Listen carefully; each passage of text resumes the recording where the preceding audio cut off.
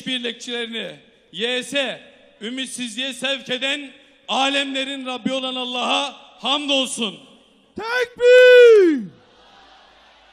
Tekbir! Bugün dünya Kudüs'te yaşanan soykırıma sessiz kalsa da Birleşmiş Milletler İsrail'i teşvik edici adımlar atsa da ABD ve Batı İsrail katliamlarına çanak tutsa da Allah'a kasem olsun ki bizler Kudüs'e sırtımızı dönmeyeceğiz. Kudüs'e duyarsız kalmayacağız. Kudüs davasını aykırmak ve Siyonist zulmü teşhir etmekten geri durmayacağız. Ve bugün bu sebepten dolayı meydanlardayız. Bugün bu sebepten dolayı meydanları doldurduk. Ve Kudüs özgür oluncaya kadar, Gazze zulümden kurtuluncaya kadar meydanlardan inmeyeceğiz. Tekbir! Tekbir! Ve İstanbul'da, Diyarbakır'da, Adana'da, memleketin ve dünyanın dört bir tarafında toplandık. Önce sesimizi yükselteceğiz. Fayda vermezse gerekeni yapmak için sizlerle sözleşeceğiz. Ya şehadet ya zafer diyeceğiz. Tekbir! Tekbir! Gösterdiğiniz bu teveccühten ötürü hepinize şükranlarımızı sunarken Peygamber Sevdaları Vakfı'nın organize etmiş olduğu Aksa Tufanı'na destek mitingine hepinize hoş geldin diyor ve miting programımızın akışını arz etmek istiyorum. Programımız kelamların en güzel olan Kur'an-ı Kerim tilavetiyle başlayacak. Akabinde Asim Başkanı Mahmud Erasan üstadımız aramızda selamlama konuşması yapacak. Ve yine çok değerli bir üstadımız aramızda. AGD MGV Anadolu Gençlik Derneği Milli Gençlik Vakfı Yönetim Kurulu üyesi Doktor Abdülaziz Kıranşal hocamız bizimle beraber. Ve bununla beraber Hüdapar sözcüsü, Hür Dava Partisi'nin sözcüsü ve Batman Milletvekili Serkan Ramanlı aramızdalar. Onların da bir konuşması olacak. Bununla beraber belki günün en önemli konuşmalarından bir tanesi. Aramızda haberiniz olsun, müjdeler olsun. Hamas liderlerinden Talal Nassar aramızda, inşallah o da bir konuşma yapacak. Bununla beraber Molla Abdülbari Çelik Hoca aramızda, onun da bir konuşması olacak. Ve Özlem Ajan sanatçıları da aramızda, onlarla ilahileriyle, ezgileriyle bizlere eşlik edecekler. Ben sözü fazla uzatmadan inşallah Kur'an-ı Kerim'i okuması için değerli Hacı Tanç hocamı huzurlarınıza arz ediyorum. Hamas'a selam, direnişe devam. Hamas'a selam, direnişe devam. Hamas'a selam, direnişe devam. Hamas'a selam, direnişe devam. استمر حتى تعود الأرض حرة.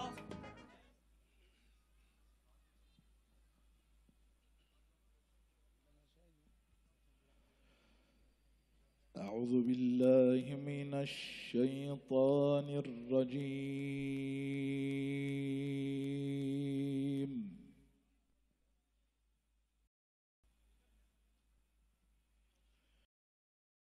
بسم الله الرحمن الرحيم.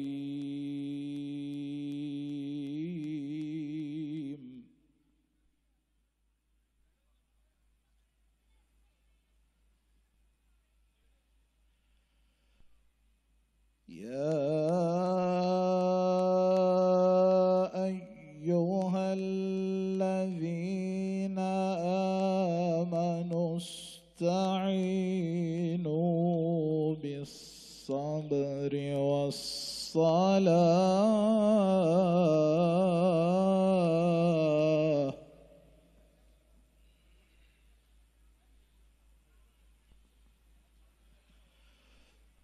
إن الله مع الصابرين.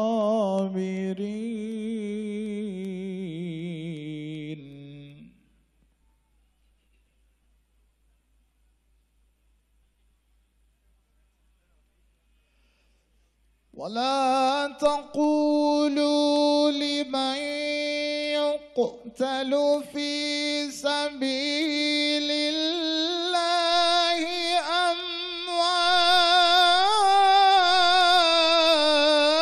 أموات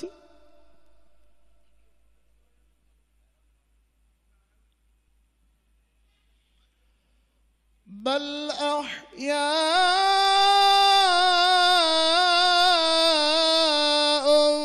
ولكن لا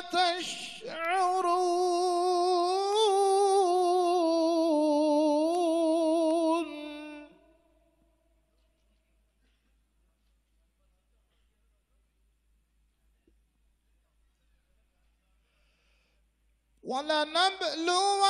ولنبلونكم بشيء من الخوف والجوع ونقص من الأموال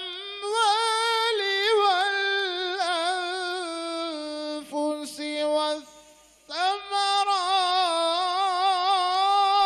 والثمرات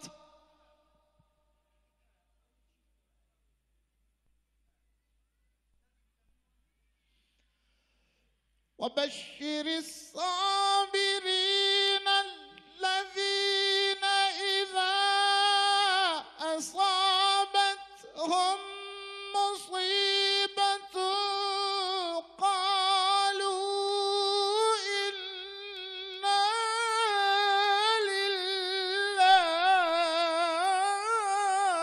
لله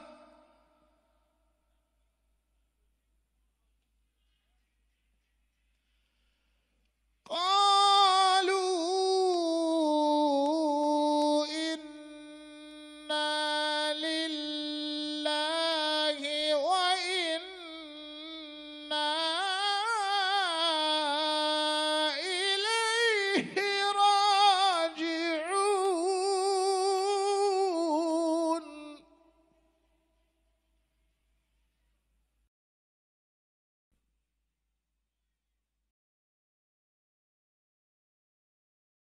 بسم الله الرحمن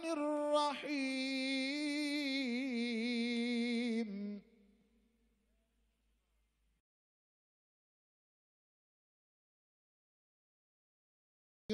يريدون ليطفئوا نور الله بأفواههم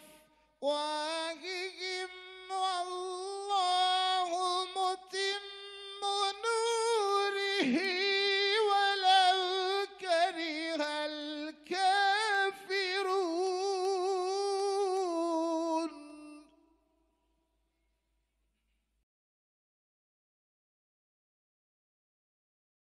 هو الذي أرسل رسوله بالهدى ودين الحق ليظهره على الدين كله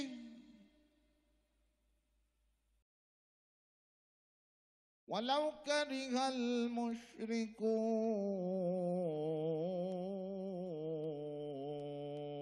المشركون صدق الله العظيم سبحان ربك رب العزة عما يصفون وسلام على المرسلين والحمد لله رب العالمين. الفاتحة.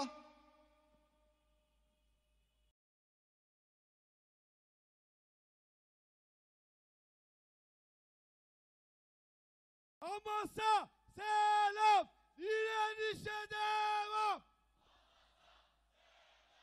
Direnişe devam. Hamas'a selam, direnişe devam. Hamas'a selam. Bu güzel Kur'an-ı Kerim tilavetinden dolayı Hacı Tanç hocama teşekkür ediyorum. Allahu Teala bizleri özgür Kudüs'te bir araya getirsin inşallah. Gelin değerli Müslümanlar, İsrail'e bir mesaj yollayalım. Ben söyleyeyim, siz tekrar edin, olur mu? Yıkılasın İsrail! Yıkılasın İsrail! Enkazını göreyim! Enkazını göreyim! Sana ülke diyenin, yüzüne tüküreyim! Yüzüne tüküreyim! Yıkılasın İsrail! Yıkılasın İsrail! Enkazını göreyim! Enkazını göreyim! Sana ülke diyenin, yüzüne tüküreyim! Tekbir! Allahu Ekber! Tekbir! Allahu Ekber! Tekbir! Allahu Ekber! Yeryüzünde Allah'a ve Resulüne iman eden tek bir Müslüman kalıncaya kadar Siyonist çetenin kalbinde Hayber'i yaşama korkusu hiçbir zaman eksilmeyecektir. Adana'da bir ferdimiz kalıncaya kadar, ülke satında ve İslam coğrafyasında iman eden bir kardeşimiz kalıncaya kadar, vallahi Kudüs'ü bırakmayacağız, billahi Kudüs'ü bırakmayacağız, tallahi Kudüs'ü bırakmayacağız. Tekbir! Tekbir! Evet, şimdi selamlama konuşmalarını yapmak üzere Adana Sivil İnisiyatif Başkanı, ASİM'in Başkanı Mahmud Erasan'ı mikrofona davet ediyorum. Hamas'a selam, direnişe devam.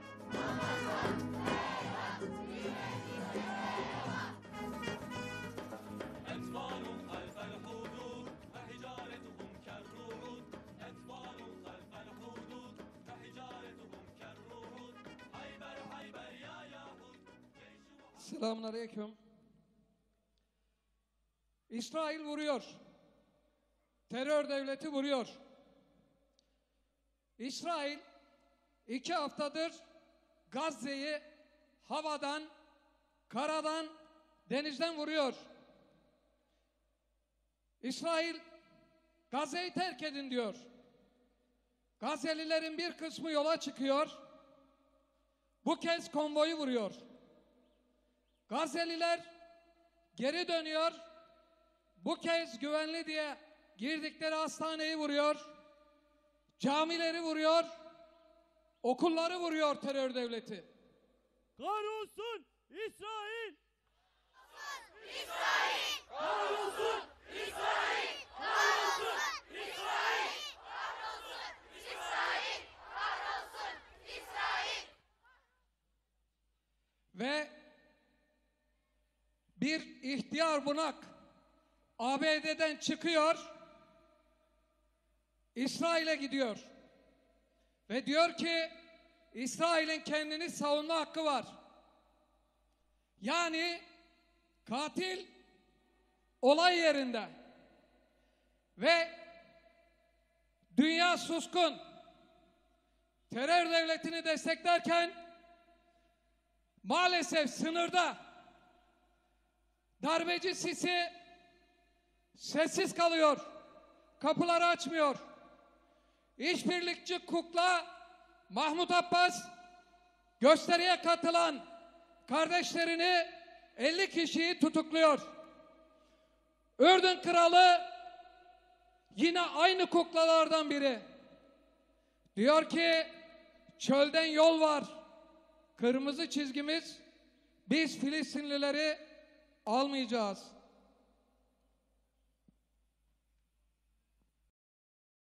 Tekbir! Tekbir! Dünyada sadece batıda değil, doğusunda da çıldırtan bir suskunluk var. Çıldırtan bir sessizlik var. Halbuki alemlerin Rabbi olan Allah müminler kardeştir demişti. Ve Resulullah Aleyhisselatü Vesselam da şöyle diyordu. Müminler birbirlerini sevmekte, birbirlerine acımakta, birbirlerini korumakta bir vücudun azaları gibidir demişti. Yazıklar olsun Duymadılar. Duymak istemediler. Kulaklarını tıkadılar. Ve hatırlıyor musunuz? Şeyh Ahmet Yasin şehit edilmeden bizlere, bizi yöneten, dünya geneli için söylüyorum, Müslümanların liderlerine seslenmişti. Suskunluğunuzu Allah'a şikayet ediyorum demişti şehit edilmeden. Ve ümmete bir mektup yazmıştı. Bir kesit ve inşallah bitiriyorum. Siz ey Müslümanlar, suskun, aciz, helak olmuş ölüler, hala kalpleriniz sızlamıyor mu? Başımıza gelen bu acı felaketler karşısında bir halk yok mu? Hiç mi kimse yok? Allah için, ümmetin namusu için kızacak kimse yok mu? Tekbir! Tekbir! Ve Şeyh Yasin şehit olmuştu. Hatırlıyor musunuz? Ümmeti bir kişi daha şikayet etmişti. Televizyonlarda utanarak izlemiştik. Hatırlıyor musunuz onu? Suriyeli bir çocuk. Allah'a sizi şikayet edeceğim diyordu. Allah'a sizi şikayet edeceğim. Ve son nefesini verirken Allah'a gidince her şeyi anlatacağım diyordu. Sizi şikayet edeceğim diyordu. Unuttuk mu? Unuttuk mu? Unutmadık. Sadece Filistin değil, Irak, Suriye, Doğu Türkistan'da saldırıya uğrayan ümmet coğrafyası ve tüm mazlumları unutturmadık, unutturmayacağız. Onun için buradayız, bir aradayız, birlikteyiz. Doğusuyla, batısıyla susmaya devam etsin kukla liderler. Ama biz susmayacağız. Bu çıldırtan sessizliği biz bozacağız, bozuyoruz. Yıllardır bizim dağınıklığımız kafirlerin gücü oldu. Ama biz bu gücü kıracağız, silkineceğiz, kendimize geleceğiz, ayağa kalkacağız, zalimlere karşı duracağız ve ilahi emre uyacağız. Bismillah. Hep birlikte Allah'ın ipine sımsıkı sarılın. Bölünüp parçalanmayın. Allah'ın size olan nimetlerini hatırlayın. Hani siz birbirinize düşman idiniz. Allah gönüllerinizi birleştirdi. Onun nimeti sayesinde kardeşler oldunuz ve siz bir çukur, bir ateş kenarındaydınız. Allah sizi kurtardı. Allah ayetlerini böyle açıklıyor ve birlikte bir ses verelim İsrail'e, bitirelim. Son olarak, düşmanlarım bana ne yapabilir ki? Ben cenneti yüreğimde taşıyorum. Hapsedilmem halvet, sürgün edilmem hicret, öldürülmem şehadettir. Selamünaleyküm. Tekbir! Tekbir! Tekbir! Bu güzel konuşmalarından dolayı Adana Sivil İnisiyatif Meclisi Başkanı Mahmud Erasan Üstadımıza teşekkür ediyoruz. Rabbim kendilerinden razı olsun inşallah. Sizden bir istirhamımız var. Özellikle ağaç altında bulunan üstadlarımızı meydana bekliyoruz. Allah rızası için meydana inelim. Bugün meydanda olma günü. Bugün Hamas'ın yanında olma günü. Bugün İslami cihadın yanında olma günü. Bugün Siyonizmler selam yollayalım. Ben söyleyeyim, siz selam olsun deyin. Korkusuz mücahit Ebu Ubeyde'ye çelik yumruğunu, düşmanın ensesine, Gazze'ye Müslüman, uyuma, Kudüs'e layıktır.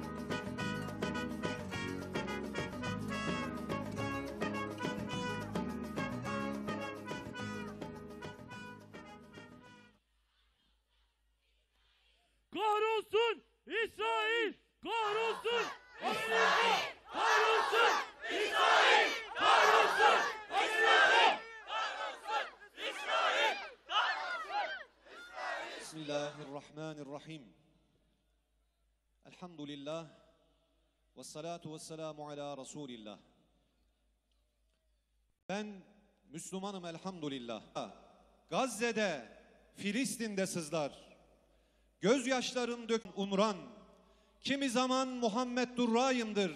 Babasının kucağında şehit olan. Kimi zaman Esma'yımdır. Mısır topraklarından cennete uçan. Ben Yasin Börü'yüm. Diyarbakır sokaklarında kana bulanan. Ağlayan analar hep benimdir. Bu tüten ocaklar benim. Filistin zindanları Rantisi diye tanınırım. Libya'da Ömer Muhtar, Bangladeş'te Abdülkadir Molla, Türkiye'de Mücahit Erbakan, Bosna'da Bilge Kral Aliye İzzet Begoviç diye tanınırım. Ben bu ümmetin ruhuyum. Şimdi hınca hınç doldurmuş olduğumuz bu meydandan alemlerin Rabbi olan Allah'a hamdolsun ki asla Siyonizmin ve emperyalizmin karşısında diz çökmeyeceğiz. Asla. Asla Filistin'imizden vazgeçmeyeceğiz. Asla Kudüs'ü dediklerimizi bir edebiyat ya da slogan olarak anlamasın emperyalistler. Çünkü siz bizi geçmişimizden ve tarihimizden çok iyi tanırsınız. Siz bizi Malazgirt Meydanı'nda İslam ordusunun kılıçlarıyla yere düşen kellelerinizden çok iyi tanırsınız. Siz bizi Kudüs'ün fethinde Sultan Selahaddin'in atının üzengizinden tutarak zillet içerisinde diz çöken komutanlarınızdan ve din adamlarınızdan çok iyi tanırsınız. Siz bizi İstanbul'un fethinde Sultan Fatih'in toplarıyla yerle bir ettiği surlarınızdan çok iyi tanırsınız. Siz bizi Çanakkale'de Seyit Çavuş'un 250 kiloluk top mermisiyle sulara gömülen donanmalarınızdan çok iyi tanırsınız. Ve en son siz bizi Gazze kıyamında Kassam mücahitlerinin atmış olduğu füzelerle delik deşik olan, kevgire dönen demir kubbenizden çok iyi tanırsınız. Tekbir! Tekbir! Kardeşlerim, konuşma yapacak olan kardeşlerimiz, başkanlarımız, vekillerimiz çok. Biz söylenebilecek bütün sözleri zaten söyledik. Bugün burada belki de Müslümanlar olarak son toplanışlarımızdan birisini yapıyoruz. Siyonizme ve emperyalizme mesaj verdiğimiz gibi Müslüman ülkelerin liderlerine de bir mesaj veriyoruz. Ey Müslüman ülkelerin liderleri, bilin ki Gazze düşerse, bilin ki Hamas düşerse siz de o koltuklarınızda oturamayacaksınız. Neden mi? Çünkü Hamas, Gazze bugün Siyonist İsrail'in namlusunun önünde bu sınırları da koruyor. Eğer onlar o sınırlarda, o hudutlarda İsrail'in namlusunun önünden çekilirlerse, İsrail'in füzelerini de, namlularını da ilk döndüreceği yer bu topraklar olacaktır. O yüzden 57 İslam ülkesinin liderleri artık bu hastane katliamlarından, okul katliamlarından, mescit katliamlarından, hiç olmasa yere düşen çocuk cesetlerinden utanıp harekete geçmek zorundadırlar. Bize düşen Müslüman yöneticileri cesaretlendirmektir. Bize düşen Müslüman yöneticileri teşvik etmektir. Aksi takdirde kardeşlerim, bugün İslam coğrafyasında olduğu gibi geride ne topraklarımız, ne iffetimiz, ne de şerefimiz kalır. Rabbim programımızı hayırlara vesile eylesin. Bu muhteşem organizasyonu yapan Peygamber Sevdalıları Vakfı'na teşekkür ediyorum. Allah kendilerinden razı olsun. Bu sıcakta bu meydanı dolduran siz kardeşlerime teşekkür ediyorum. Allah sizlerden razı olsun. Allah'a emanet olun. Esselamu Aleyküm ve Rahmetullah. Hamas'a selam, direnişe devam.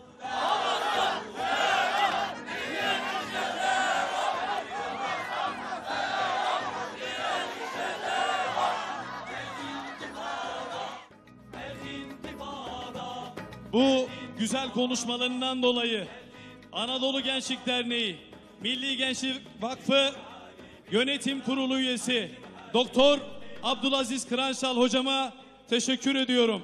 Allahu Teala kendisiyle bizleri özgür Kudüs'te bir araya getirsin.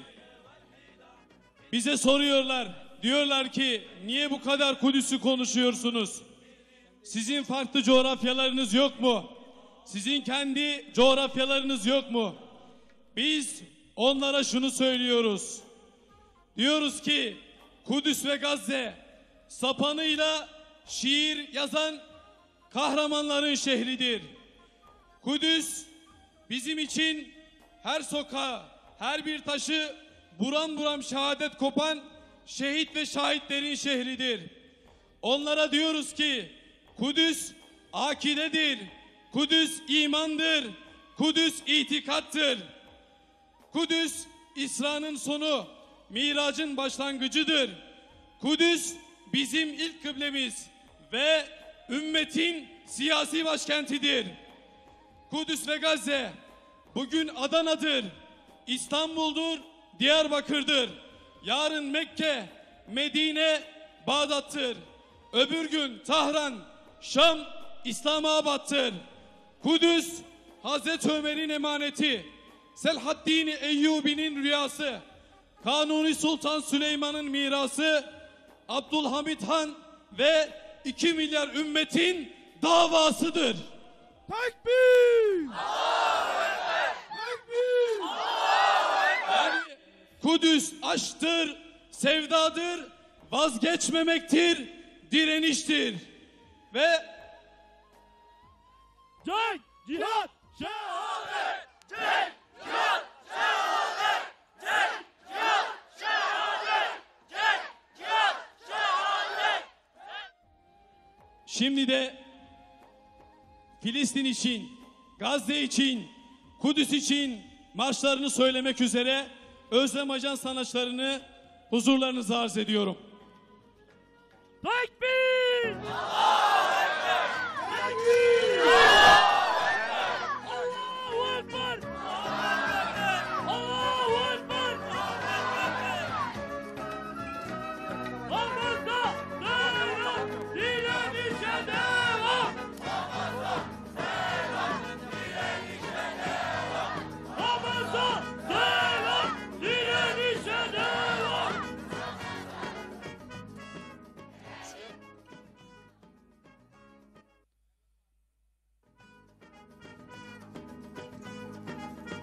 Siyonist köpekler esnaflanacak! حتى تعود الأرض حرة الانتفاضة مستمرة حتى تعود الأرض حرة الانتفاضة Adana'da Hamas'a direnişe bir selam! Adana'da Hamas'a direnişe bir selam! بالمقلاع هاجم هاجم في القطاع بالقرآن بالمقلاع هاجم هاجم في القطاع Tekbir! Tekbir! قام الصراع بين العاية والحداح بالانتفاضة بالانتفاضة بالانتفاضة Tekbir! Tekbir! La ilahe illallah! İsrail lanetullah! Söyleyecekler. Cenk, Allah'a hamdolsun. şehadet! Maşallah, barekallah. Cenk, Bugün Adana şunu ispat etti. Adana şunu gösterdi. Adana Tekbir! Tekbir!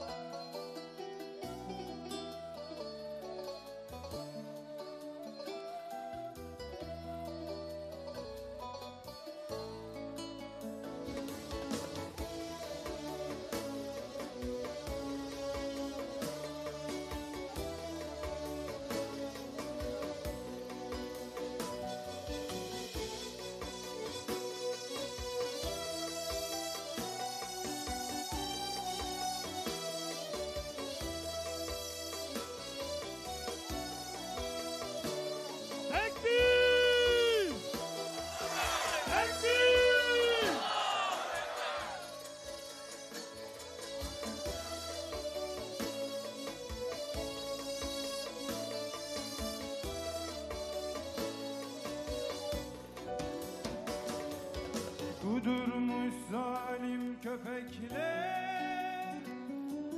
Gazze'de yürüyorlar. Kudurmuş zalim köpekler Gazze'de yürüyorlar. Kana susamış vakitler mümin ediyorlar. Kana susamış vakitler mümin ediyorlar. Gazze'ye güneş doğacak, kış bitecek, yaz olacak. Gazze o zalimlere mezar olacak. Gazze o zalimlere mezar olacak. Tekbir! Tekbir!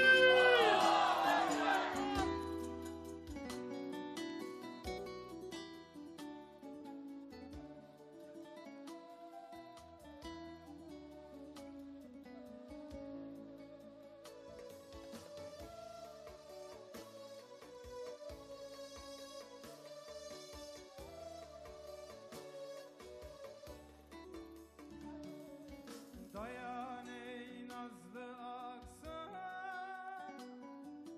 çatma mağrur kaşını. Dayan ey nazlı aksan, silsen o gözyaşlarını. Ey şehitler şehri Gazze, eğmedik tut başını. Ey şehitler şehri Gazze, eğmedik tut başını.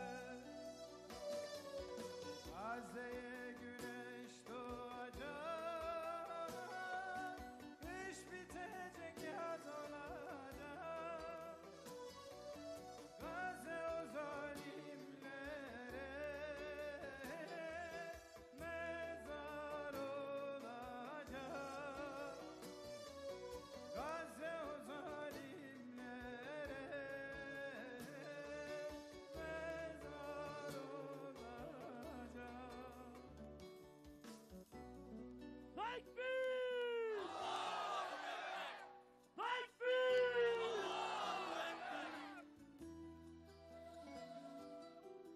Bebeklere kundakta mavzerler sıkılıyor. Dünya sessiz kalıyor. Hiçbir şey yapılmıyor. Hiçbir şey yapmayanlar nasıl öleceksiniz? Sanmayın, mahşer günü sizler güleceksiniz. Sadece kınayanlar hiç kolay ölmeyecek. O adı Müslümanlar bir gün hesap verecek. Gazze'ye güneş doğacak, kış bitecek, yaz olacak. Gazze o zalimlere, Gazze o kafirlere mezar olacak. Direniş bitmez, mutlak zafer bizim olacak. İntifada Filistin, intifada kalacak. Tekbir! Ulan İsrailiti, Gazze'de toprak neyine? Sen sus, ben söyleyeyim senin ancak ölüne. Tekbir! Gazze'ye güneş doğacak, kış bitecek, yaz olacak. Gazze o zalimlere, Gazze o kafirlere mezar olacak. Gazze o zalimlere, Gazze o kafirlere mezar olacak. Ey kahhar olan Rabbi, isminin hürmetine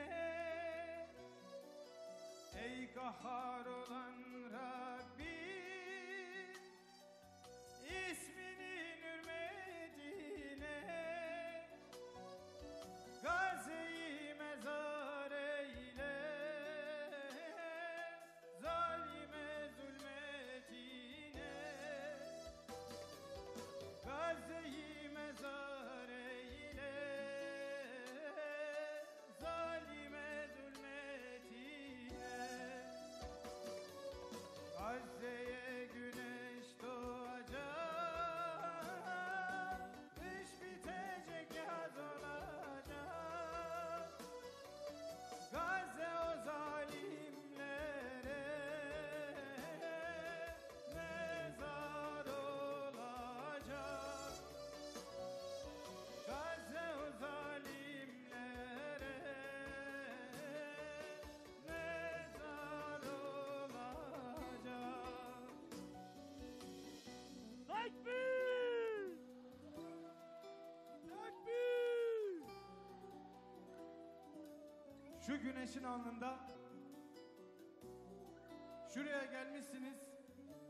Gönlünüzde şehitlerimizin acısı, yüreğinizde halihazırda Gazze'de yaşananların acısı. O tekbir seslerine Allahu Ekber diyorsunuz ya. Buradaki herkese, bütün abilerime, kardeşlerime bir gün Allahü Teala nasip etsin. Mahşer günü Livaül Hamd sancağının gölgesinin altında Ebu Bekirlerle, Ömerlerle, Osmanlarla, Alilerle, Sevbanlarla, Eneslerle, Şikakiler, Rantisilerle, şehadete sevdalı bütün yiğitlerle, bütün hanım bacılarıma nasip etsin. Abdülmenaf kadınlarının en hayırlılarıyla, Aminelerle, Meryemlerle, Zehra'larla, Zeyneplerle, Ümmü Gülsümlerle, Fatımalarla ve Esmalarla tek bir ağızdan, ta yürekten tekbir! Tekbir! Tekbir! Getirmeyi inşallah. Hamas'a selam, direnişe devam. Hamas'a selam, direnişe devam.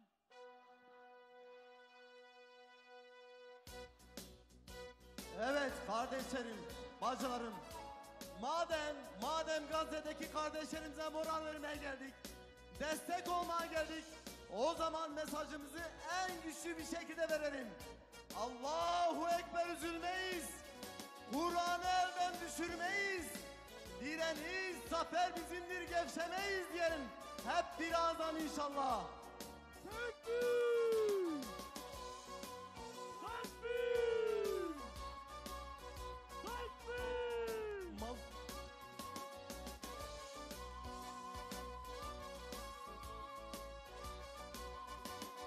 Mazlum ümmetin uyanmışları, iman nuruyla dolanmışları.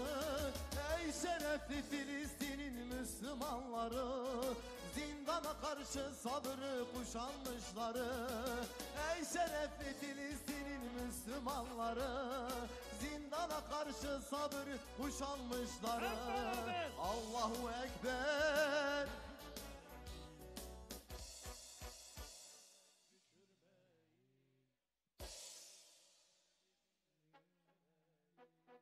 Bu yol direniş yoludur, eğilmeyiz. Direniş zafer bizimdir, gevşemeyiz. Bu yol direniş yoludur, gevşemeyiz.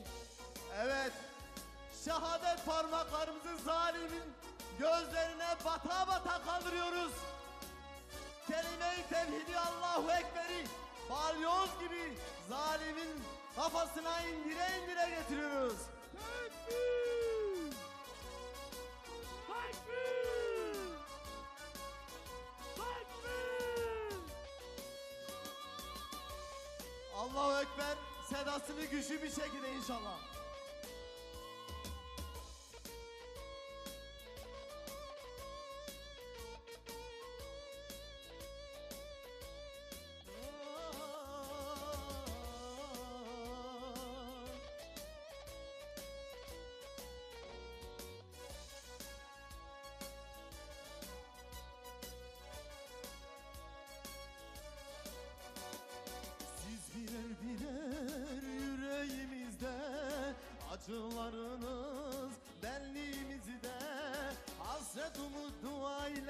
kalplerimizde, Allahu Ekber sedası dillerimizde, hasret dua ile kalplerimizde, Allahu Ekber Yürü bir sedası, şekilde. yürü bir sesle beraber, Allahu Ekber.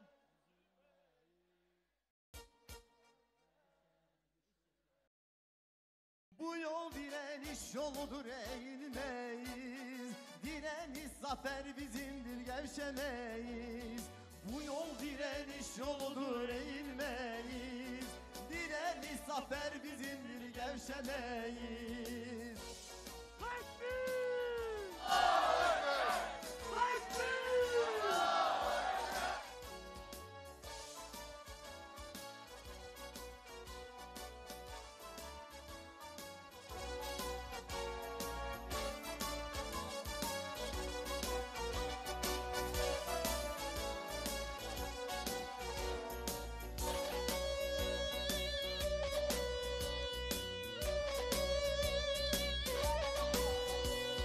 Tağutun zulüm ve zindanları, duvarlarında şehit kanları, Allah yolunda ölüme giden canları, ey Filistin'de kıyamın kahramanları, Allah yolunda ölüme giden canları, ey Filistin'de kıyamın kahramanları, Allahu Ekber.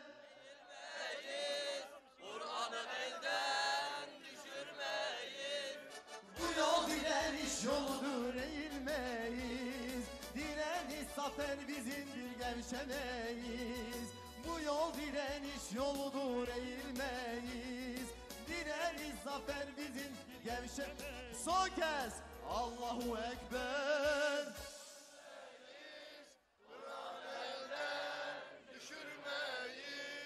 Direniş zafer bizimdir, gevşemeyiz. Bu yol direniş yoludur, eğilmeyiz. Direniş zafer bizimdir, gevşemeyiz. Bu yol direniş yoludur, eğilmeyiz. Takbir! Takbir! Takbir! Adana'dan İslam! İslam! Adana'dan Hamas'a İslam! Takbir! Takbir! Allahu Ekber! Allahu Ekber! Evet, Özlem Ajans'a bu güzel marşlarından dolayı teşekkür ediyoruz. İnşallah ilerleyen dakikalarda tekrardan bizlerle beraber olacak. Ergin uykulardan, kör gecelerden, bir sabah gelecek kardan aydınlık, sonra düğüm düğüm bilmecelerden, bir sabah gelecek kardan aydınlık, vurulup ömrüm ilkbaharında, kanından çiçekler açar yarında, cümle şehitlerin omuzlarında, bir sabah gelecek kardan aydınlık. Takbir! Takbir! Allah rızası için sizden bir istirhamımız var. Önde yığılma var. Anlıyoruz sizi. Siz Kudüs sevdalısısınız. Siz Hamaslısınız. Sizler bu asrın yiğitlerisiniz. Bir istirhamımız var sadece. Allah rızası için sevdanızı anlıyoruz. Coşkunuzu anlıyoruz. Her bir ablamız, her bir abimiz 2 adım geriye lütfen. Önde acayip yığılma var. Allah rızası için 2 adım. Kudüs'ün özgürlüğü için 2 adım. Allah rızası için. Şimdi de konuşmalarını yapmak üzere Hüdapar Batman Milletvekili ve parti sözcüsü Avukat Serkan Ramanlı aramızda konuşmalarını yapmak üzere huzurlarınızı arz ediyorum. Takbir! Takbir! Takbir! Allahu Ekber! Allahu Ekber! Takbir! Takbir! Bismillahi velhamdülillah. Ve Esselatu vesselamu ala Resulillah. Ey yüreğiyle, gönlüyle, alnının teriyle meydanları dolduran kardeşlerim, bacılarım, Allah'ın rahmeti, bereketi ve selamı hepinizin üzerine olsun.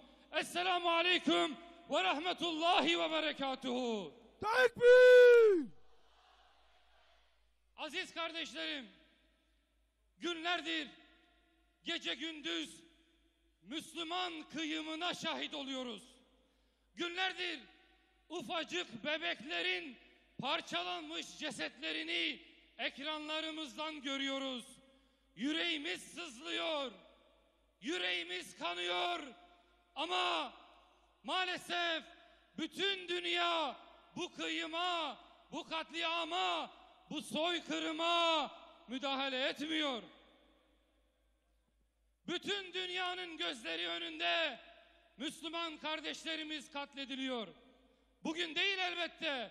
Tam 75 yıldır bu katliam devam ediyor.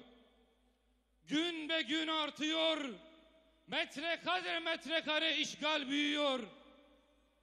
Ama kendine Birleşmiş Milletler diyen uluslararası organizasyon kılını bile kıpırdatmıyor. İnsan haklarından, demokrasiden, medeniyetten bahseden o Avrupa bu Siyonistleri sadece ve sadece onaylıyor. Ta okyanus ötesinden o gaddar, o zalim emperyalist ABD bu zulmü, bu Siyonistleri alkışlıyor. Alkışlamakla da yetmiyor. Silah gönderiyor, bomba gönderiyor, teçhizat gönderiyor. Daha fazla Müslüman katledilsin diye, daha fazla bebekler öldürülsün diye Siyonistler işgalini daha fazla genişletsin diye. Peki bizler ne yapıyoruz? Orada kardeşlerimiz katledilirken, gün be gün kan kaybederken, elektriksiz, susuz, tıbbi malzemeden yoksun, telefon ışıklarıyla yaralılara müdahale etmeye çalışırken bizler ne yapıyoruz? Yüreğimiz yanıyor. Aklımız, fikrimiz kardeşlerimizle birlikte. Ama bu yetmiyor değerli kardeşlerim.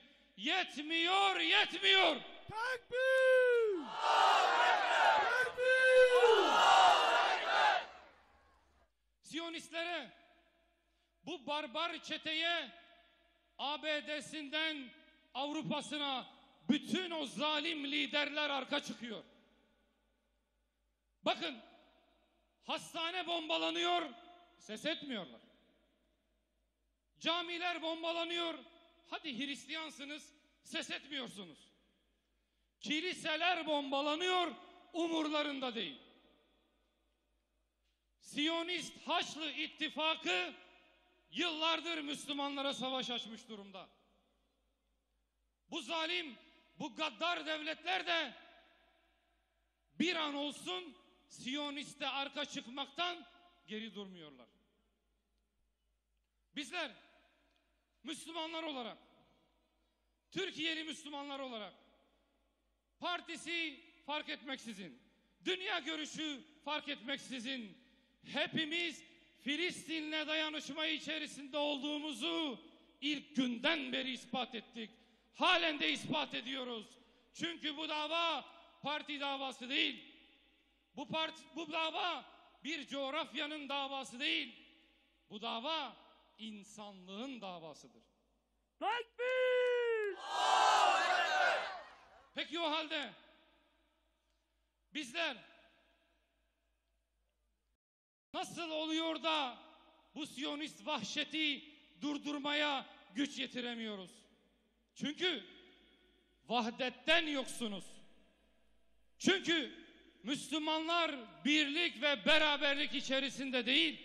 Bakın, ABD'nin liderleri, o katiller Avrupa Birliği'nin insanlıktan nasibini almamış o yöneticileri Siyonistlere arka çıkıyorlar ama görüyorsunuz Avrupa başkentlerinde, Amerika'nın eyaletlerinde insanlar meydanları hınca hınç dolduruyor. Filistin'le dayanışma içerisinde olduğunu bütün dünyaya haykırıyor. Bütün kınanmalara rağmen, bütün tehditlere rağmen yine sabit kadem yerinde duruyor. Çünkü bu insanlığın bir gereğidir. Siyonistler, Siyonist Haçlı İttifakı'nı her vesileyle tahkim ederken bize de, yöneticilerimize de, halklarımıza da şeytanca fısıldıyorlar. Acemlere diyorlar ki onlar sizin mezhebinizden değil, Filistin davasıyla ne işiniz var? Türklere diyorlar ki orası bir Arap şehri, Osmanlı'nın toprağıydı, sizin orayla ne işiniz var? Türklere diyorlar ki orası zaten Arapların şehri, sizinle ne ilgisi var? Dönüp Araplara da diyorlar ki orası sadece Filistin devletinin meselesi, size ne oluyor? Ve en son Batı Şeria'daki Filistinlilere bugün diyorlar ki bu savaş Hamas'ın savaşı, Gazze'nin savaşı, size ne bunlardan diyorlar. Bakın bu saydığım her 5 kesim insan birer birer birlikleri dağıtılıyor. Niye? Siyonistler daha kolay işgal edebilsin, daha kolay katliamlar yapabilsin diye. Ama bu her 5 kavim bir araya gelirse ne olur biliyor musunuz? Bakın bu arkamda duran yumruklar gibi, sıkılı yumruklar gibi İsrail'in, Siyonist şebekenin başına balyoz gibi iner. Hep birlikte gelin hep birlikte yumruklarımızı kaldıralım. Kadınıyla erkeğiyle, genciyle yaşlısıyla. Lebbeyk ya Gazze! Lebbeyk ya Gazze! Lebbeyk ya Gazze! Lebbeyk ya Kudüs! Lebbeyk ya Kudüs! Lebbeyk ya Kudüs! Günlerdir meydanlardayız. Bizi yönetenlerin ve bütün dünyanın bu zulme sessiz kalmaması için, daha fazla masumun ve mazlumun kanı akmaması için, bu Siyonistlere bir dur demek için meydanlardayız. Burada toplanmanızı asla değersizleştirmeyin. Bugün dünya kamuoyunun gece gündüz Filistin'le yatıp Filistin'le kalkmasının aslında vesilesi bu meydanlardır. Bugün İslam ülkelerinin yöneticilerinin Filistin gündemiyle oturup Filistin gündemiyle kalkmasının da vesilesi sizlersiniz. Meydanları boş bırakmıyoruz. Bu zulüm bitene kadar evlerimize dönmüyoruz. O masum bebeklerin parçalanmış cesetleri bir daha yeryüzünde oluşmayana kadar biz geri adım atmıyoruz. Ve bu irademiz, bu kararlılığımızla hükümetlerimize cesaret olsun istiyoruz. Bu dava sadece Gazze'nin davası değil. Bu dava sadece Filistinlilerin davası değil. Bu dava sadece Arapların davası değil. Bu dava sadece Türklerin davası ya da sadece Kürtlerin davası değil. Bu dava ve bu savaş, bu mücadele insanlıkla Siyonizm arasındaki bir savaştır, bir mücadeledir. Bunun için değerli kardeşlerim, Siyonizm bizim birlik olmamamızdan güç alıyor. Siyonizm dağınıklığımızdan güç alıyor. Bizler dahili bütün ihtilaflarımızı bir kenara bırakarak insanlığa savaş açmış bu Siyonist çetenin barbarlığını durdurmak için belki kıtalar arası füzelere sahip değiliz. Belki balistik füzelerimiz yok, denizaltılarımız ya da uçak gemilerimiz yok. Ama bizim Rabbimiz var, Rabbimiz! Her şeye kadir olan bir Rabbimiz var. Ve o Rabbimiz bize diyor ki, duanız yoksa ne kıymetiniz var? Dua kardeşlerim, dua. Buyurun şehadet parmaklarımızı kaldıralım ve duamızı hep birlikte edelim. Allah'ım bizleri bu şuurdan mahrum bırakma.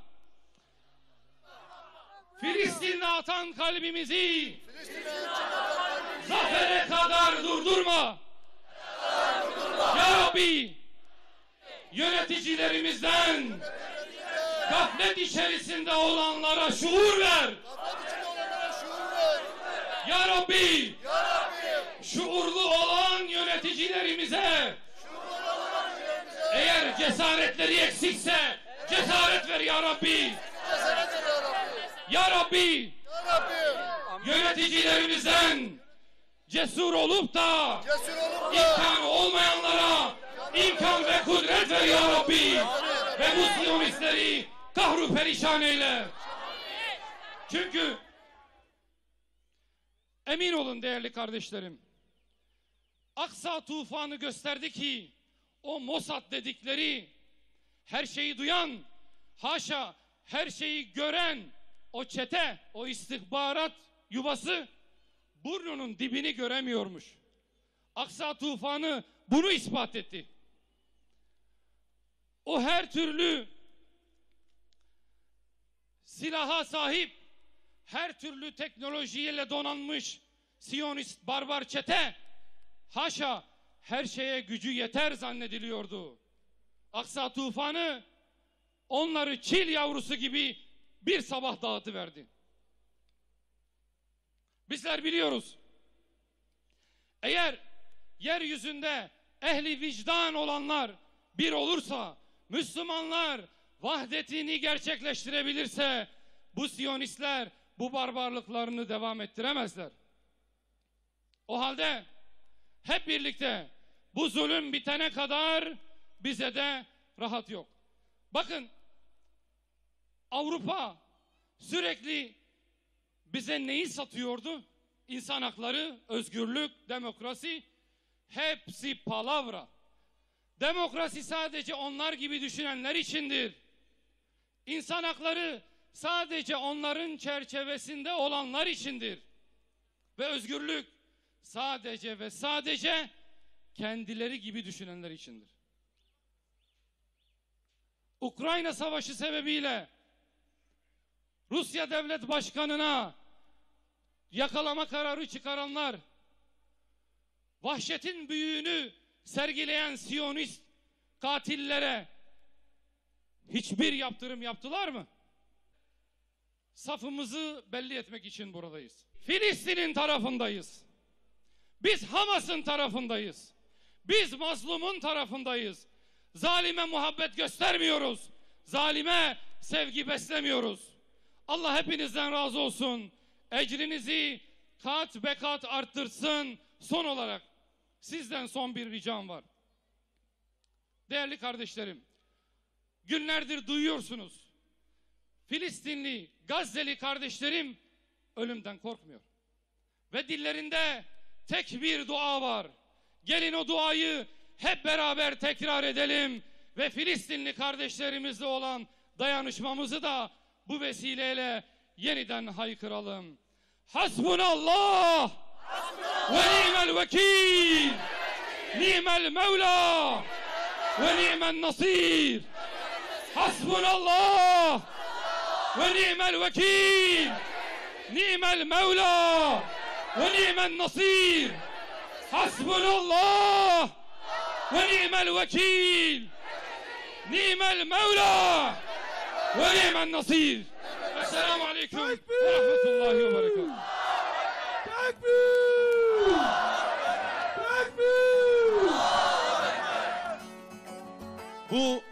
güzel konuşmalarından dolayı Hüdapar Batman Milletvekili ve Parti Sözcüsü Avukat Serkan Ramanlı'ya teşekkür ediyoruz. Rabbim kendilerinden razı olsun. Bizleri özgür Kudüs'te bir araya getirsin inşallah. Değerli Müslümanlar, Kudüs için yapılan her şey çok kıymetlidir. Kudüs için tweet atmak kıymetlidir. Kudüs için slogan atmak kıymetlidir. Kudüs için taş atmak şereftir.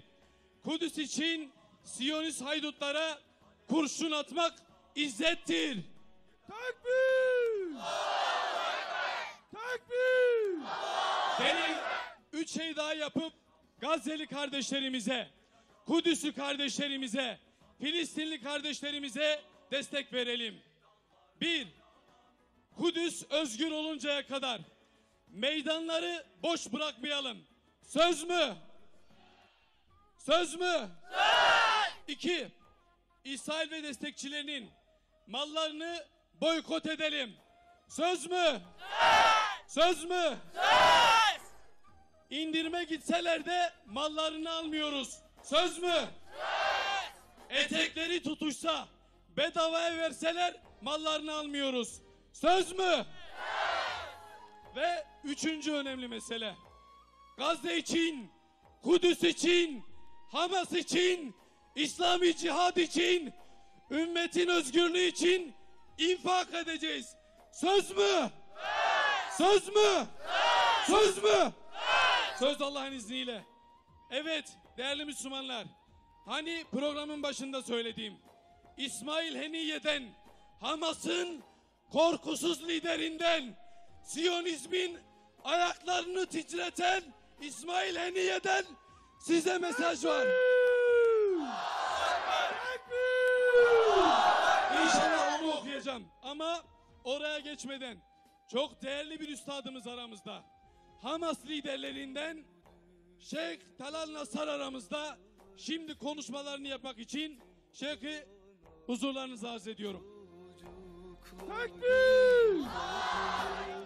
Tekbir! La ilahe illallah! La ilahe illallah! İsrail lanetullah! İsrail lanetullah! La ilahe illallah! La ilahe illallah! Amerika lanetullah! Amerika lanetullah! Bismillahirrahmanirrahim. Elhamdülillahi Rabbil alemin. والصلاة والسلام على أشرف خلق الله سيدنا وحبيبنا وقائدنا محمد صلى الله عليه وعلى آله وصحبه أجمعين. حياكم الله أيها الإخوة الأكارم، أيتها الأخوات الكريمات، يا من سرتم خلف راية محمد صلى الله عليه وسلم مع شعبنا الفلسطيني الذي عاهد الله أن يمضي قدما في مسيرة محمد حتى نلقى الباري سبحانه وتعالى. Allah'ın selamı, rahmeti ve bereketi sizlerin üzerine olsun. Hamd, alemlerin Rabbi olan Allah'a, selat ve selam Hazreti Muhammed'e, âline, ashabına ve kıyamete dek onun yolunu takip eden mücahitlerin üzerine olsun.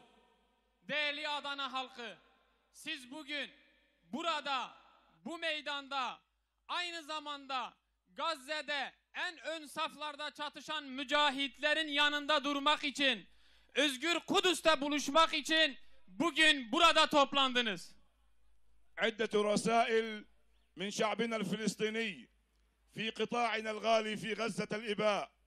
الرسالة الأولى بأننا بإذن الله منتصرون رغم هذا التكالب من قوى الكفر والعدوان، رغم هذا القصف المتواصل، إلا أننا نثق بنصر الله، لأننا نسير خلف راية محمد صلى الله عليه وسلم وعلى خطى أبي بكر وعمر وعثمان وعلي، وخلف راية السلطان عبد الحميد الثاني، وخلف نهج القائد نجم الدين أربكان، وخلف راية الشهيد البطل أحمد الياسين والرنتيسي، وخلف نهج الشهيد ساجد ابن هذا البلد الطيب. Benim sizlere iletmek istediğim ve Gazze halkının da size söylemek istediği birkaç mesajı var. Ben bu platform üzerinden o Gazze halkının sizlere olan mesajını iletmek istiyorum. Direnişte bulunan kardeşlerimizin size sözü şudur. Biz Allah'ın izniyle direniş olarak Gazze ve Filistin halkı olarak girmiş olduğumuz bu operasyonda Allah'ın izniyle ve inayetiyle zaferle çıkacağız. Çünkü bizler Hazreti Muhammed'in, Hazreti Ebu Bekir'in, Hazreti Ömer'in, Hazreti Osman'ın ve bizler Necmettin Erbakan'ın, biz Şeyh Ahmet Yasin'in, biz Şehit Abdülaziz Rantisi'nin, biz bu Adana'nın yetiştirmiş olduğu Şehit Sacid'in yolundan giden yiğitleriz. Tekbir! Tekbir! Tekbir! أما الرسالة الثانية فهي إلى الاحتلال النازي، إلى الاحتلال المجرم. نقول له بأن جنود القسام 1200 مجاهد قارعوا وقاتلوا 12,000 من جنودك يا بنيامين، ومع ذلك كانت هذه المعركة عنونت بالعزة والكرامة لشعبنا والذلة والمهانة لجنودك ولكيانك، لنؤكد بأننا قتلنا جنودك ودسنا على رقابهم، أما أنت فتقتل الأطفال والنساء وتهدم البيوت وتهدم المساجد، إلا أننا بإذن الله ثابتون راسخون مجاهدون بإذن الله جل في علاه.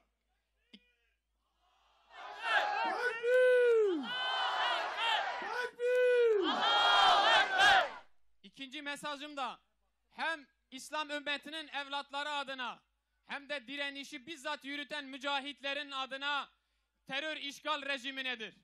Biz elhamdülillah Gazze sınırına karşı o etrafta toplanmış tam 12.000 işgal rejiminin askerine karşı sadece ve sadece 1200 tane mücahitle sizleri bertaraf ettik, askerlerinizi öldürdük ve işgal etmiş olduğunuz topraklara girdik.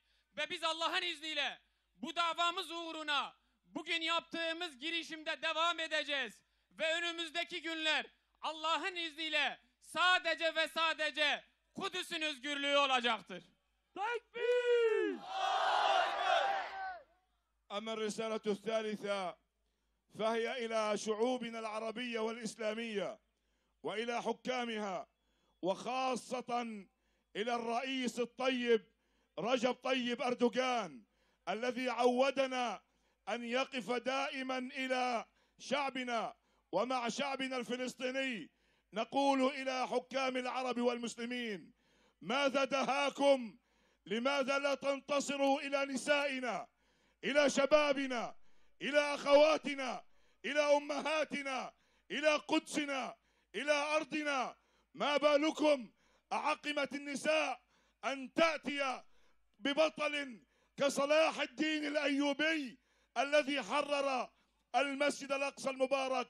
إن شعبنا يستغيث بالله ثم يناشد الرئيس البطل رجب طيب أردوغان أن يحرك هذه المياه الراكدة ويتقدم نحو رفع المعاناة عن أبناء شعبنا الفلسطيني. Benim üçüncü mesajım da İslam ümmetini yöneten yöneticileredir. Ve özellikle de daima yardımını yanımızda hissetmiş olduğumuz Türkiye'nin Cumhurbaşkanı Sayın Recep Tayyip Erdoğan'adır. Daha ne kadar susacaksınız? Gazze'de, Filistin'de çocuklar evlerinde, hastanelerde ve okullarda öldürülüyor. Ve aynı şekilde bugün Arap ülkelerinin liderleri daha ne kadar bu işgal rejiminin yapmış olduğu bu zulme sessiz kalacaksınız? Bizim bu annelerimiz daha ne zaman bir Kudüs'ü fethetmek için bir Selahaddin yetiştirecek? Bizim buradan İslam ümmetine ve İslam ümmetini yöneten yöneticilere Mesajımız budur. أخيرا نعاهد الله جل في علاه ثم نعاهدكم أن نمضي قدما في هذه المسيرة ثابتين بإذن الله راسخين رسوخ الجبال حتى ننتصر بإذن الله لأن الله معنا ومن كان الله معه فإنه منتصر لا محالة والسلام عليكم ورحمة الله تعالى وبركاته. Son mesajım da şunlardır. Değerli kardeşlerimiz, direnişin başlatmış olduğu bu operasyon olduğu gibi devam edecek. Ve biz şuna inanıyoruz ki Allah'ın kendisiyle beraber olduğu kişiler bu dünyada Allah'ın izniyle zaferle çıkacaktır. Ve biz inanıyoruz ki daha önce olduğu gibi bugün de Allahu Teala bizlerledir. Ve biz Allah'ın izniyle bu çıkmış olduğumuz davada sebat ve yorulmadan bu yolumuza devam edeceğiz. Ve bir gün Özgür Kudüs'te inşallah buluşacağız. Hepinizi Allah'ın selamı, rahmeti ve bereketiyle Allah'a emanet ediyorum. Esselamu aleyküm ve rahmetullahi ve berekatuhu. Tekbir!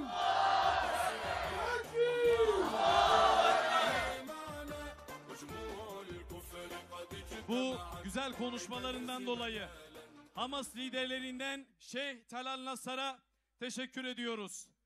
İnşallah kendisiyle bir gün Özgür Kudüs'te, Filistin topraklarında beraber yürüyeceğiz. Biz buna iman etmişiz. Yeter ki kametimizi bozmayalım. Yeter ki sevgimiz azalmasın. Bir duyurumuz var. Çocukları kaybolan annelerimize ve abilerimize, çocuklarımız arka tarafta, gelip alabilirsiniz. Gelin bu sefer de şehitlerimize selam yollayalım. Olur mu? Nemrutların karşısında İbrahim olmak için sağlam bedene değil, sağlam yüreğe ihtiyacımız var diyen cihadın önderi Şeyh Ahmet Yasin'e Apache helikopterlerden atılacak füzeleri yatakta ölmeye tercih eden şair, doktor, mücahit Abdülaziz Rantisi'ye küfrün ve Siyonizmin beynine öldürücü darbe vuran Yahya Yaşa Fethi Şikaki'ye İzzettin El Kassam'a şehitlerin yiğit evladı Furkan Doğan'a Adana'mızın korkusuz müvahhid Şehit Çetin Topçuoğlu'na Kudüs aşığı, peygamber sevdalısı, güzel Müslüman Adana'mızın şehidi Şehit Sacit Pişkin'e selam olsun inşallah. Şimdi de Filistin için besteledikleri marşları seslendirmek için Özlem Ajans sanatçılarını huzurlarınıza arz ediyorum. Hamas'a selam, direnişe devam. Gazze, zalime, mezar olacak. Esselamu Aleyküm ve Rahmetullahi ve Berekatuhu. Evet, bu eserde inşallah hep beraber eşlik edeceğiz. Her biri Gazze diyeceğiz, her biri Hamas diyeceğiz. Yani yaşasın Gazze, yaşasın Hamas diyeceğiz. Tekbir! Tekbir!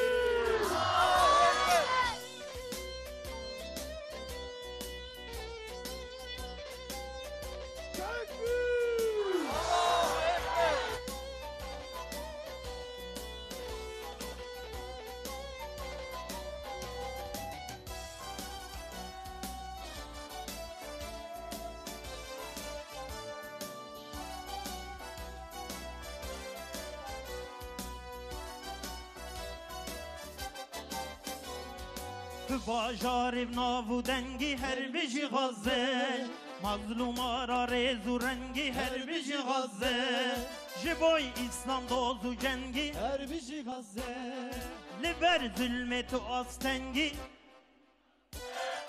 veda ali kareteye her biji Hamas, Müslüman dost yareteye her biji Hamas, cehdu cihat kareteye her bir Hamas. Doza Kudüs bareteye her bir Hamas. Doza Kudüs bareteye her bir Hamas. Bici Filistin her bir Gazze her bir Hamas. Berxedana mümina dozvan gernat. Bici Filistin her bir Gazze her bir Hamas. Berxedana mümina dozvan gernat. Berxedana mümina dozvan gernat.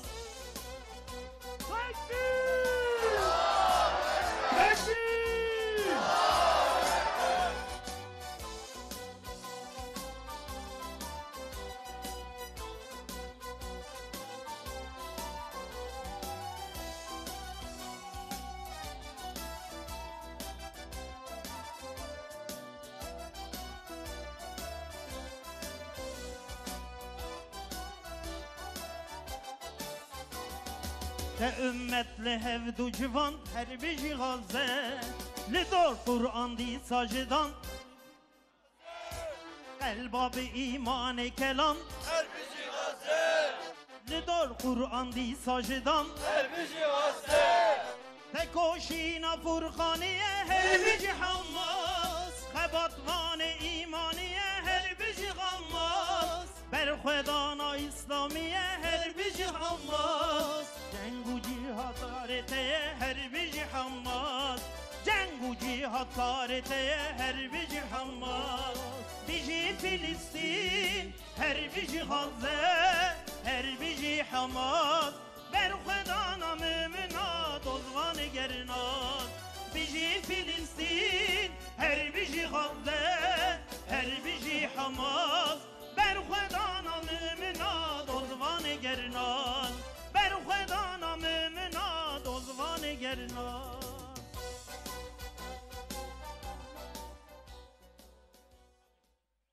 Evet, Adana. Hakikaten çok soğuk, çok sıcak pardon. Allah razı olsun. Sıcağın altından sizi tutuyoruz ama bugün biraz suskunsunuz. Zafer eserini seslendireceğiz ama lütfen gür bir sesle. Gür bir sesle sesimizi hem düşmanımız duysun hem dostumuz. Gür bir sesle Zafer'e diyoruz. Tekbir! Tekbir!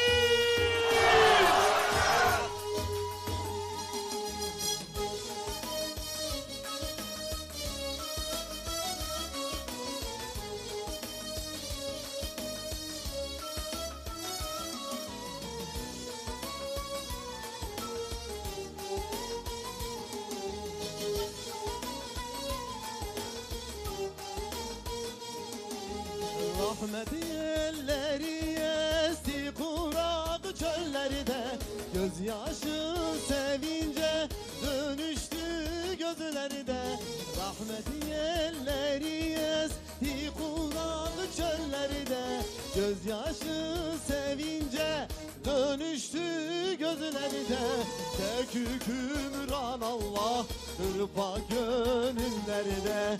İslam'ın gür sedası yükselsin yine. İslam'ın gür sedası yükselsin. Hep beraber zafere, zafere. Az kaldı zafere. Ali'nin kılıcı Hamas'ın elinde. Savaşır meydanlarda az kaldı zafere.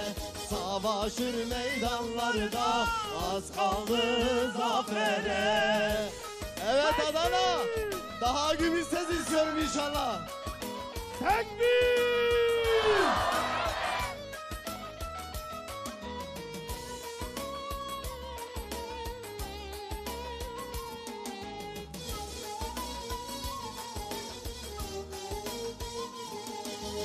Bahardır tomurcuk verdi bütün ağaçlar. Lalelerle doldu tarlalar ve topraklar. Bahardır tomurcuk verdi bütün ağaçlar. Lalelerle doldu tarlalar ve topraklar. Suları sıvamış durmadan çalışanlar. Ekiler biçilir bir haber vaktinde, ekiler biçilir bir hasad vaktinde.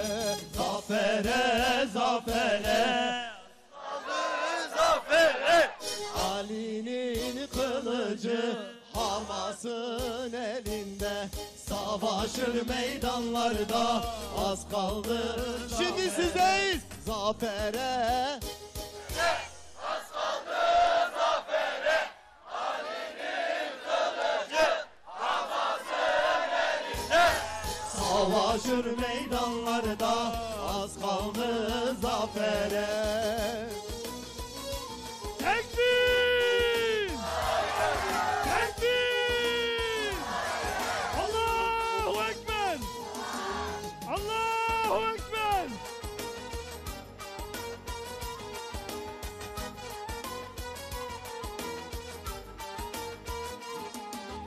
Bugünkü meşakkat yarın rahatlıktır. Bugünkü esaret yarın azatlıktır. Bugünkü meşakkat yarın rahatlıktır. Bugünkü esaret yarın azatlıktır. Güneş ülkesine biz günü sırmaladık. Zulmetin sonu elbet zaferdir yine. Zulmetin sonu elbet zaferdir. Şimdi beraber zafere, zafere. Az kaldı zafere.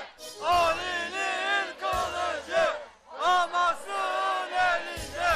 Savaşır meydanlarda az kaldı. Son bir kez zafere.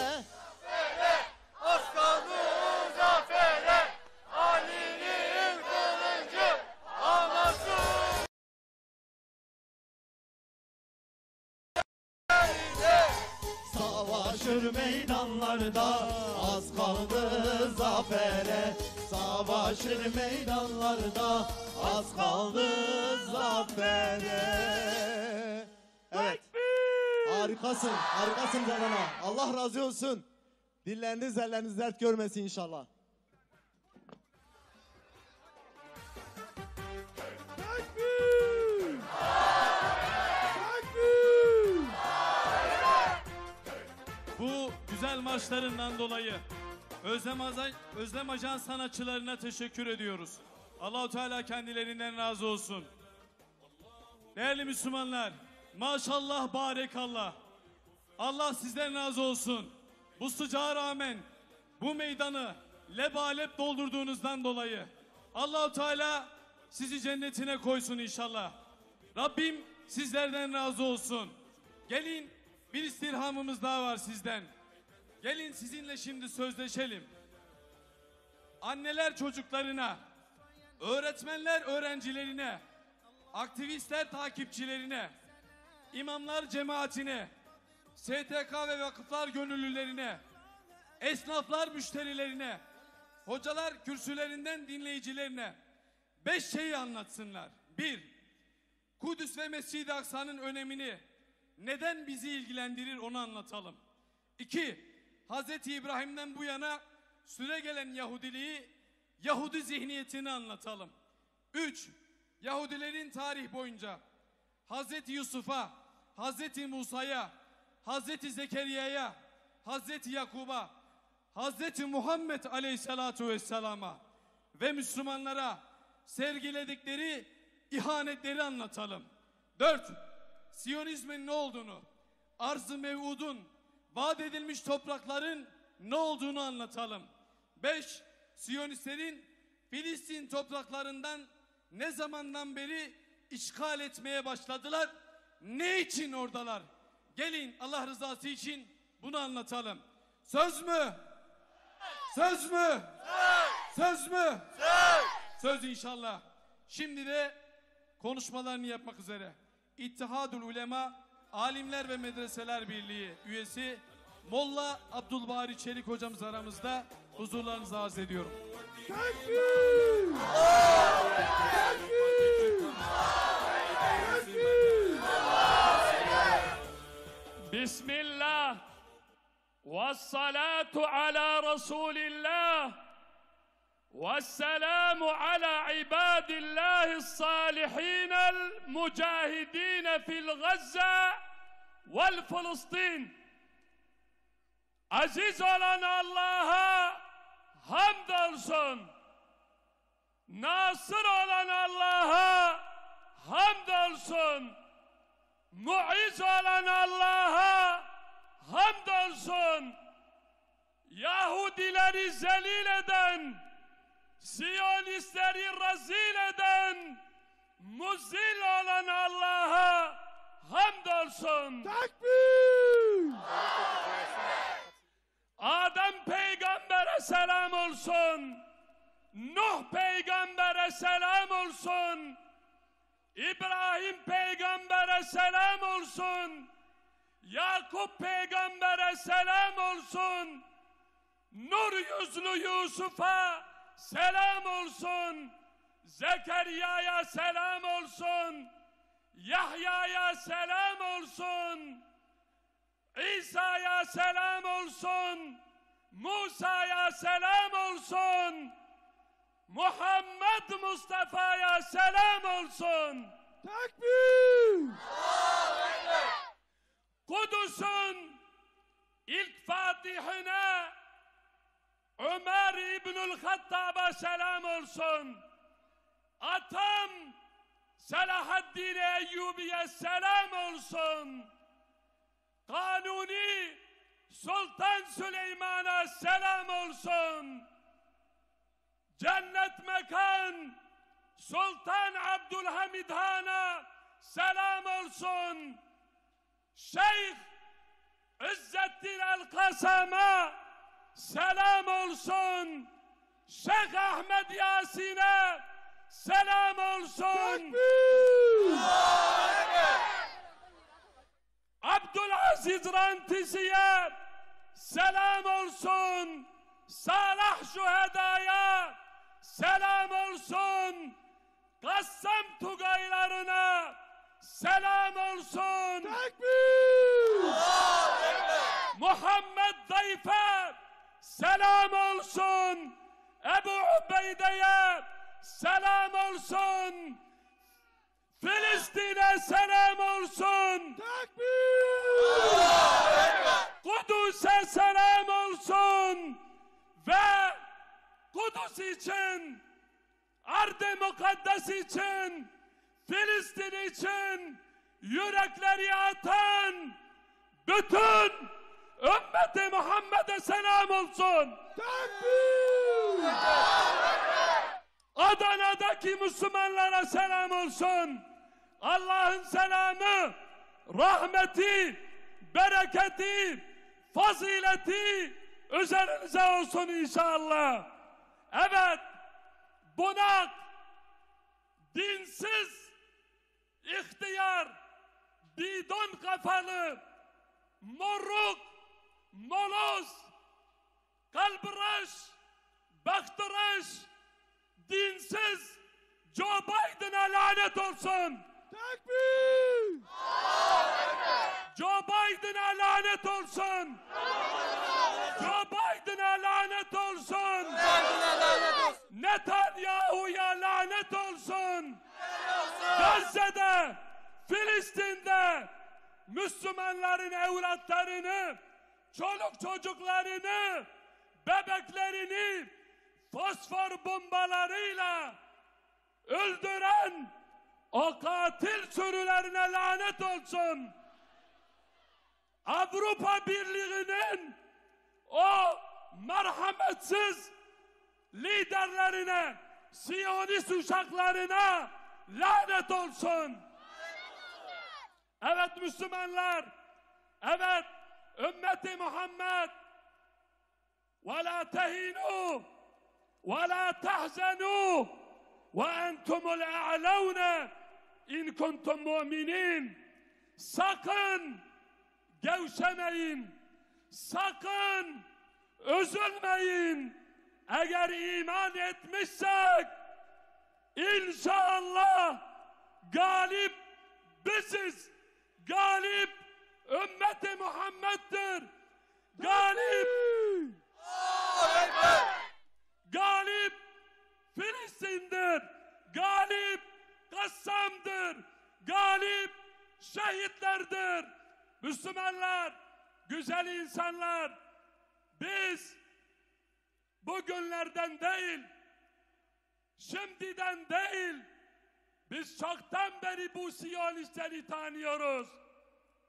Yusuf'a merhamet etmeyen, Yusuf'u kuyuya atan, köle olarak satan, ölümüne teşebbüs eden, işte bugün Filistin'de çocuklarımızı öldüren o katillerin çocuklarıdırlar. Babalarına merhamet etmeyen, 30 yıl babalarını Yakup peygamberi der keder içinde bırakan çeteler, işte bu çeteler o çetelerin çocuklarıdırlar. Musa peygambere eziyet eden, İsa peygambere eziyet eden, Muhammed Mustafa'ya eziyet eden Siyonist çeteler, işte bunlar onların çocuklarıdır. Müslümanlar, güzel insanlar, Kur'an bize müjde veriyor. Seyuhzemul cem' ve yuvellûne dubur.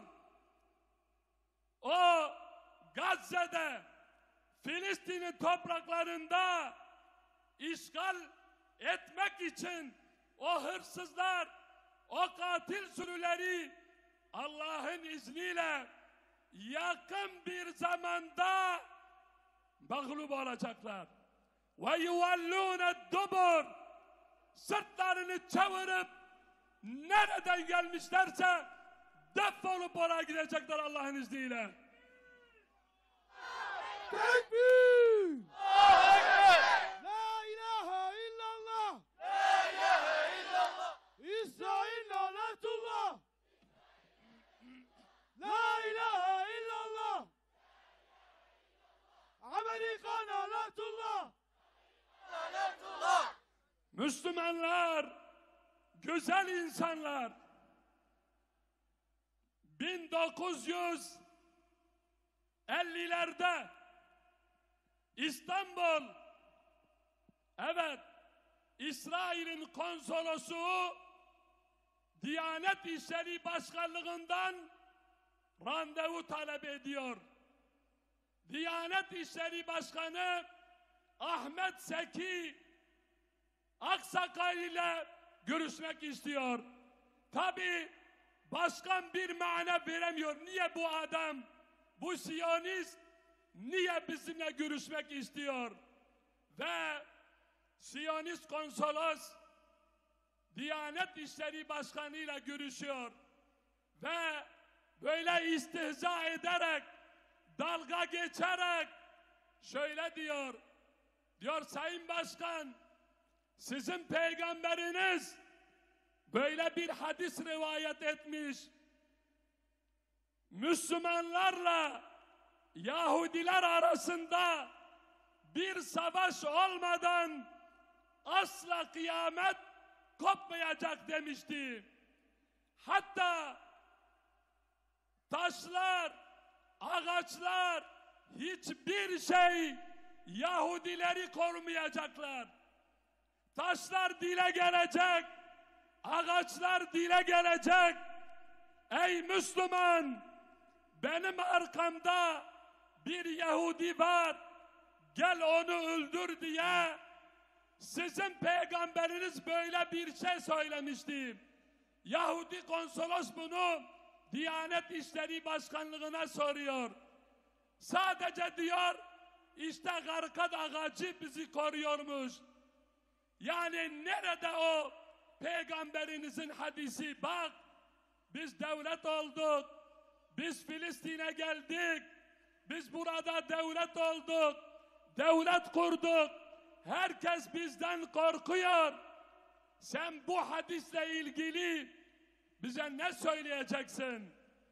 Allah Azze ve Celle hiçbir zaman hakkı altta bırakmaz Müslümanlar. Diyanet İşleri Başkanı Ahmet Hamdi Aksekip şöyle cevap veriyor. Diyor ey Yahudi, evet ben de o hadisi okudum, okumuşum, haberim var ama biz şaşırıp kalmıştık. Bir grubunuz Ukrayna'da, bir grubunuz Pensilvanya'da, bir grubunuz Arjantin'de, bir grubunuz Afrika'da, bir grubunuz Avrupa'da. Allah sizleri hepinizi burada toplamış ve sadaka Resulullah, Peygamber doğru söylemiştir ve inşallah ümmet sizleri vuracaktır. Evet Müslümanlar, Allah'ın izniyle onlar bizlerle imtihan oluyorlar, biz de onlarla imtihan oluyoruz. Onların tepsisi dolu, bizim tasımız boştur. Allah'ın izniyle biz o boş olan tasımızı onların dolu olan tepsisine vuracağız. Tekbir! Ahiret aşkımız onların dünyanın muhabbetinin üzerinde galip gelecektir. Allah Hamas'a yardım etsin. Allah Kassam Tugaylarına yardım etsin. Allah bütün direniş gruplarına yardım etsin. Ger Kudüs azad be ve cihan azad be. Allah'a emanet olun. Esselamu aleyküm ve rahmetullahi ve berekatuhu. Tekbir! Tekbir! Bu güzel konuşmalarından dolayı Alimler ve Medreseler Birliği üyesi Molla Abdülbari Çelik hocamıza teşekkür ediyoruz. Rabbim kendilerinden razı olsun inşallah. Programın başında bir müjdem vardı. Size bir mektup var demiştim.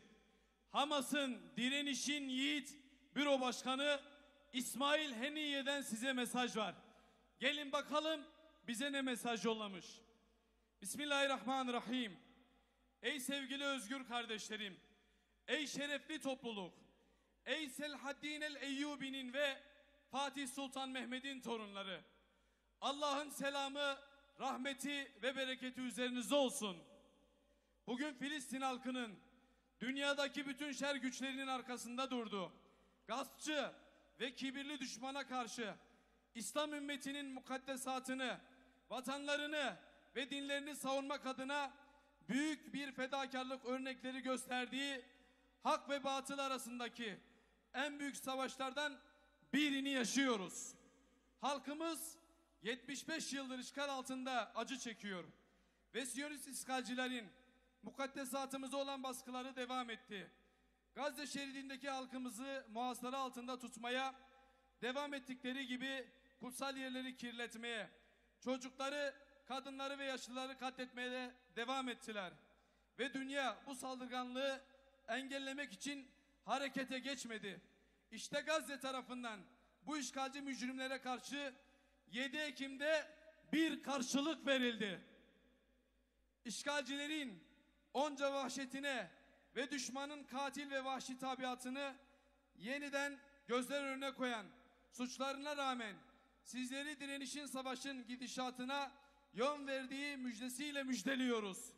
Aynı zamanda dökülen kanların ve saldırganlığın devam etmesinin Filistin ve bölgesel düzeydeki tüm denklem ve planları alt üst edeceği konusunda uyarıyoruz. Cani düşman Filistin halkını öldürmeye, katliamlar yapmaya ve camileri bombalamaya devam ediyor. Şehit sayısının artmasıyla kiliseler, okullar, hastaneler ve evler bölge sakinleri tarafından istila edildi. Saldırının başladığından bu yana 4400 şehit, 13.000'den fazla yaralı var. Ey özgür kardeşlerim, Kudüs ve Filistin başta olmak üzere Türkiye ve halkı Müslüman olan tüm Müslümanlara şunu söylüyoruz. Kudüs emanettir size. Kudüs ve Filistin birkaç yüzyıl boyunca Osmanlı İmparatorluğu'nun kontrolü altındaydı. Sömürgeciler onu ele geçirdikten sonra bizim üzerimize düşen görev onu kurtarmak ve tekrar geri almaktır. Bu nedenle sizleri ve tüm kitleleri seferber olmaya davet ediyoruz. Çünkü bu düşmanın Kudüs, Mescid-i Aksa ve halkımızın kanını kendine helal görüp katliamlar yapmasına izin vermek bizim için caiz değildir. Ayrıca son günlerde Gazze'nin yalnız olmadığını ortaya koyan gösterilerinizi takdir ediyoruz. Tekbir! Allahu Ekber! Ey özgür kardeşlerim, sesinizi yükseltin ki bu düşman dursun ve tek bir safta birlik olalım. Çünkü biz tarihe yazılacak anlara tanıklık ediyoruz. Dünyanın en mukaddes ve en temiz topraklarında yaşanan bu zulme gelin hep beraber son verelim. Şüphesiz bu bir cihattır. Ya zafer ya şehadet. Tekbir! Ve Allah büyüktür. Allah'a hamdü senalar olsun. Hamd ona mahsustur. Allah'ın selamı, rahmeti ve bereketi meydanı dolduran Adanalı halkımızın üzerine olsun. Hamas Siyasi Büro Başkanı İsmail Heniye, Allah-u Teala güçlerine güç katsın. Allah-u Teala yardımcıları olsun. Allah-u Teala attıklarını isabet ettirsin. Allah-u Teala onlara yardım etsin ve bizi de ona vesile kılsın. Bir hatırlatma daha yapayım. Kudüs için, Hamas için, özgür Filistin için yardımlarımız devam ediyor. Hemen girişte yardımlarınızı yapabilirsiniz. Ve şimdi Kudüs için, Filistin için besteledikleri ilahi ve ezgileri seslendirmeleri için Özlem Ajan sanatçılarını sahneye davet ediyorum. Buyurun efendim. Hamas'a selam, direnişe devam. Hamas'a selam, direnişe devam. Hamas'a selam, direnişe devam.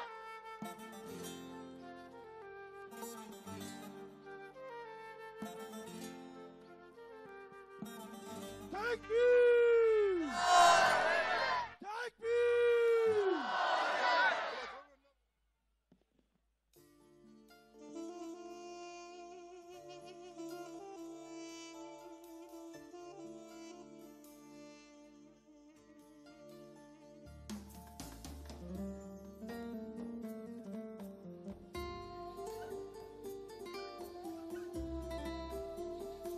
Tekbir! Tekbir!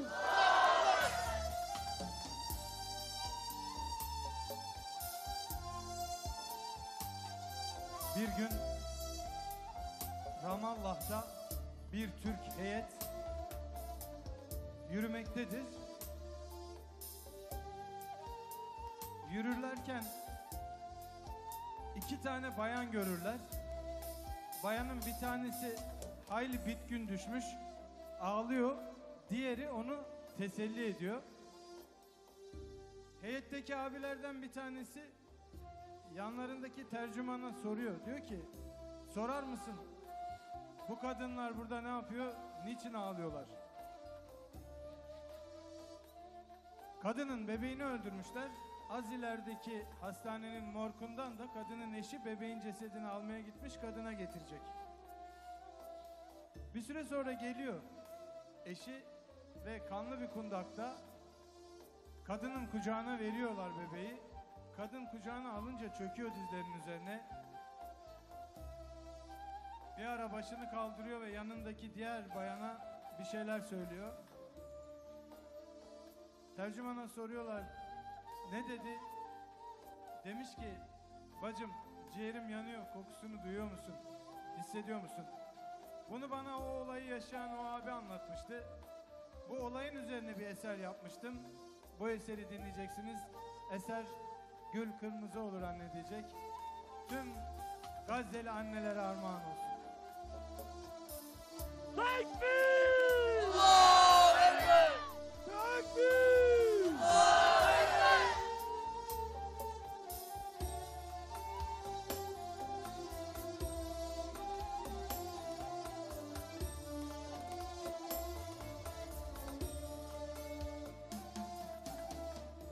bugün Ramallah'ta bir bebeği öldürdüler.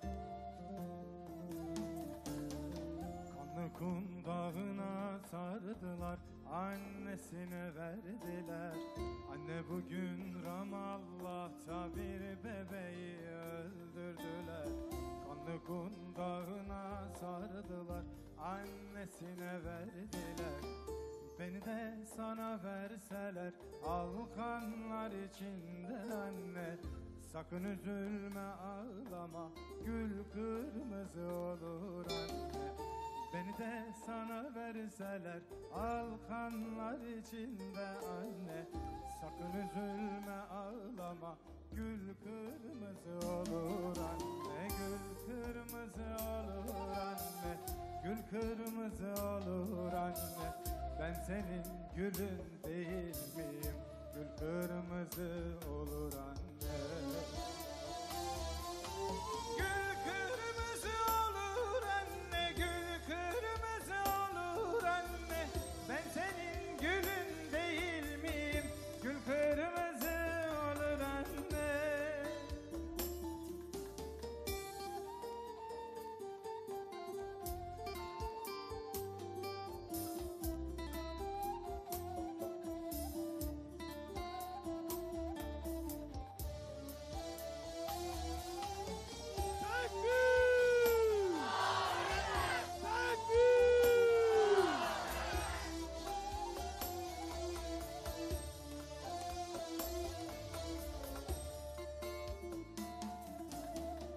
Bir gün biri gelir de kapına oğlun öldü derse,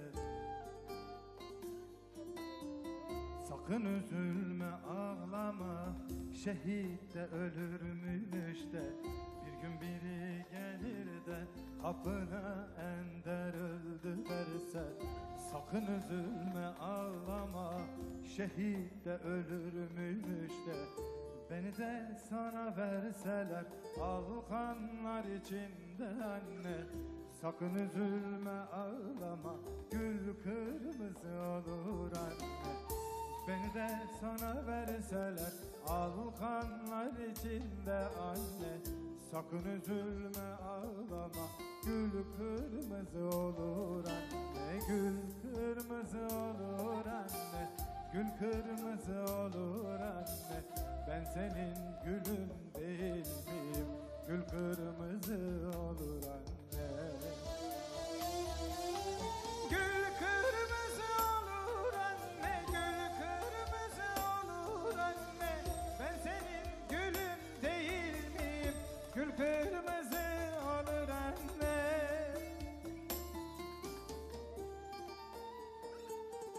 Tekbir!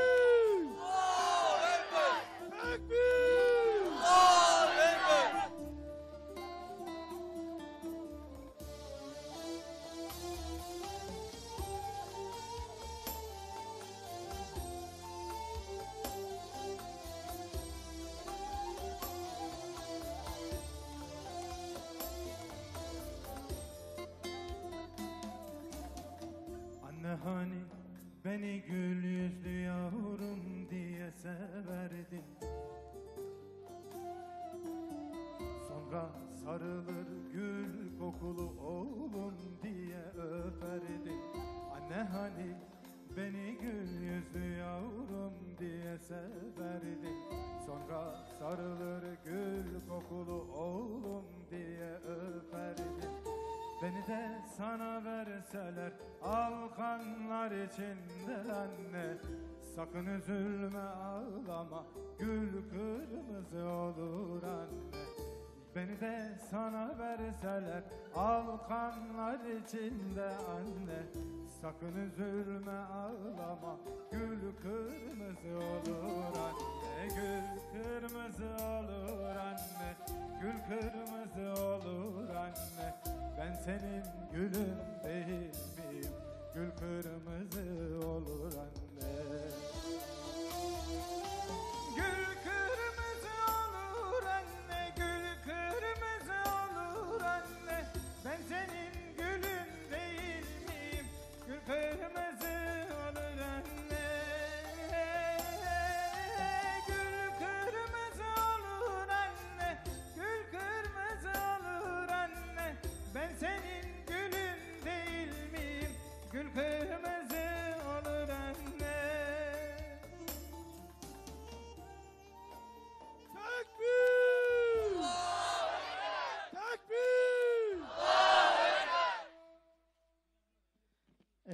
Allah hepinizden razı olsun. Bu sıcak havada meydanı tıklım tıklım doldurdunuz, dağılmadınız. Allah hepinizden razı olsun.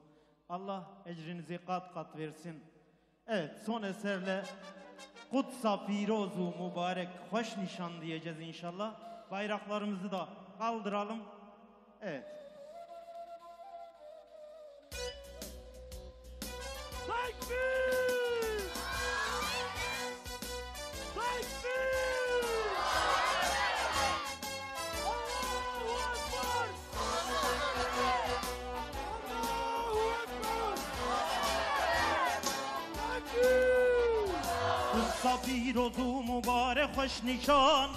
نشان یک روشنا امتی هر زمان هر زمان عزت و شرفش با اهل ایمان اهل ایمان بر خدانا فلسطینا مسلمان مسلمان عزت و شرفش با اهل ایمان اهل ایمان بر خدانا فلسطینا مسلمان مسلمان مظلوم ملت فلسطین ای رونیا چاوش یاسین جبا خدا عون و مزگین İsrail temiflas geriye Siyonistim zelil boye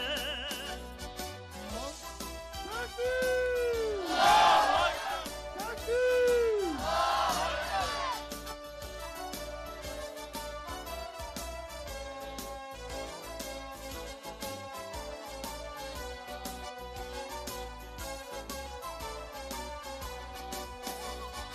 ای جوان بکویر و کوکوان کوکوان جهد و جینا و پیروز بش با رحمان هر کوری و سیونیست راکت طوفان سرفراز بنی خوندوان قرآن اهل قرآن هر کوری و سیونیست راکت طوفان سرفراز بنی خوندوان قرآن اهل قرآن مظلوم ملت فلسطین ای رونیا چاوش یاسین جبا خدا عون و مزگین İsrail temiflas geriye Siyonistim zelil buye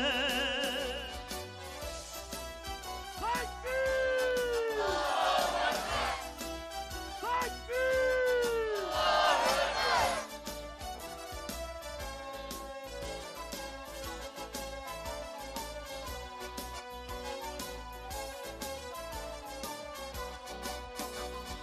عزم و دوز و ریزان و مرخاسیا ابو نبرانتیسی و شقاقیا یحیی آیاش و سلاح شهادیا مبارک بالجوان اقصا حمیا یحیی آیاش و سلاح شهادیا مبارک بالجوان اقصا حمیا مظلوم ملت فلسطین ای رونیا چاوش یاسین جبا خدا عون و مزگین İsrail temiflas geriye Siyonistim zelil buye Mazlum milleti Filistin ای رونیا چاوش یاسین جبا خدا عون و مزگین İsrail temiflas geriye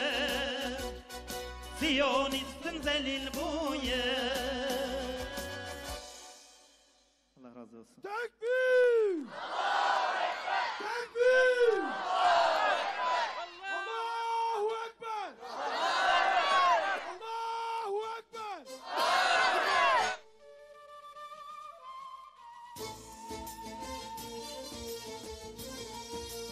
Evet, bayraklarımızı kaldırıyoruz.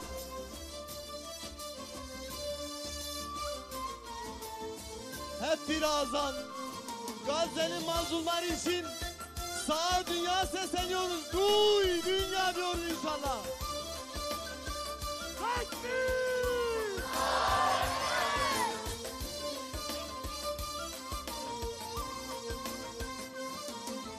Gazze'nin kan sokakları duyulmaz ki feryatları yetim kalan çocukları duy duy dünya duy duy dünya analar Dağlarda feryat figan, yok mu bu zulmü durduran? Kürpecanları vurduran. Duy duy dünya, duy duy dünya, duy duy dünya. Gazze yanıyor, gör kör dünya. Gazze yanıyor, duy duy dünya. Gazze yanıyor, gör kör dünya. Gazze yanıyor, gör kör dünya. Gazze yanıyor. Tekbir!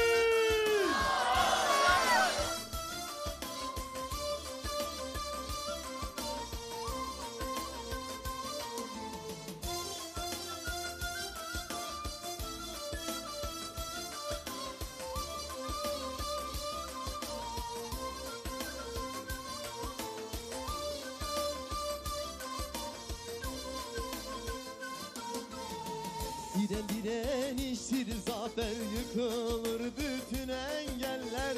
Yardıma gelir melekler. Duy Duy dünya, duy duy dünya.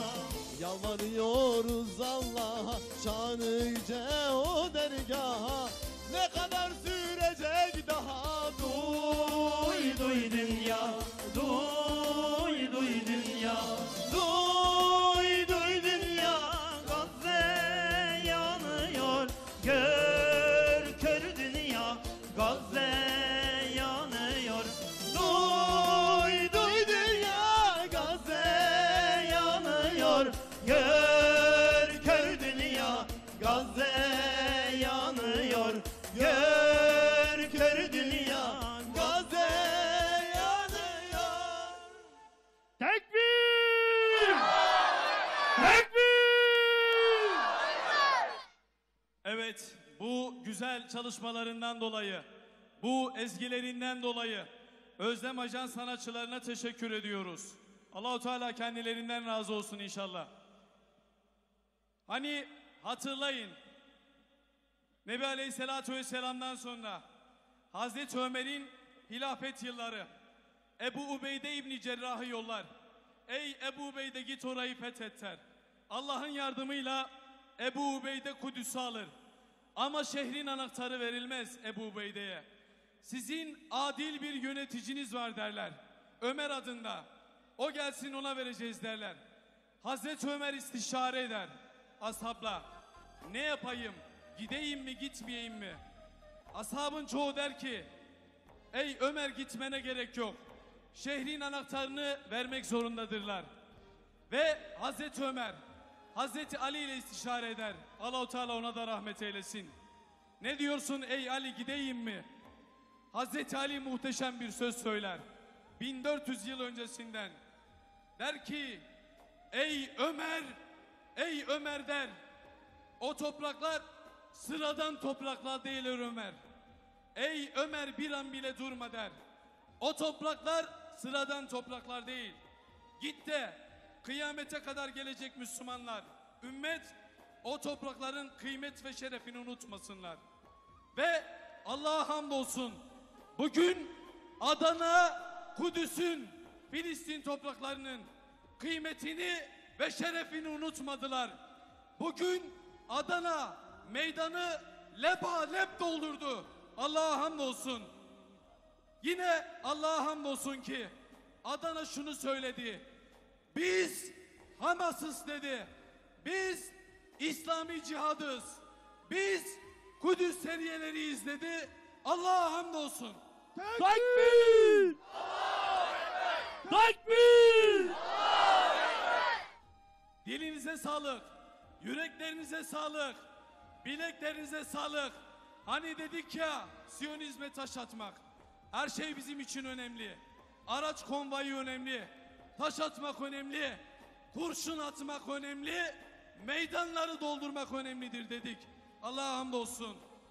Ve şimdi de fazla sözü uzatmadan bugünün duasını hüsnü hatime ile inşallah duamızı yapacağız.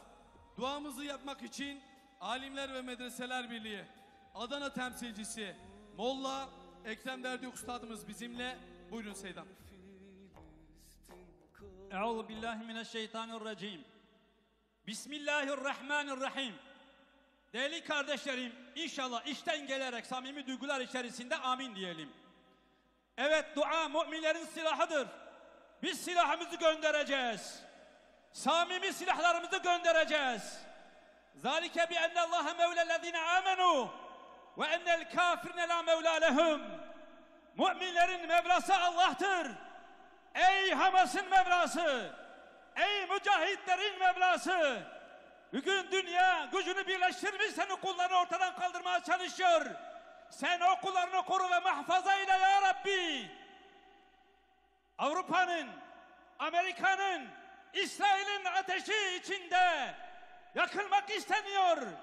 Ey İbrahim'i ateş içinde koruyan ve muhafaza eden Allah'ım, o ateş içinde kardeşlerimizi koru ve muhafaza eyle.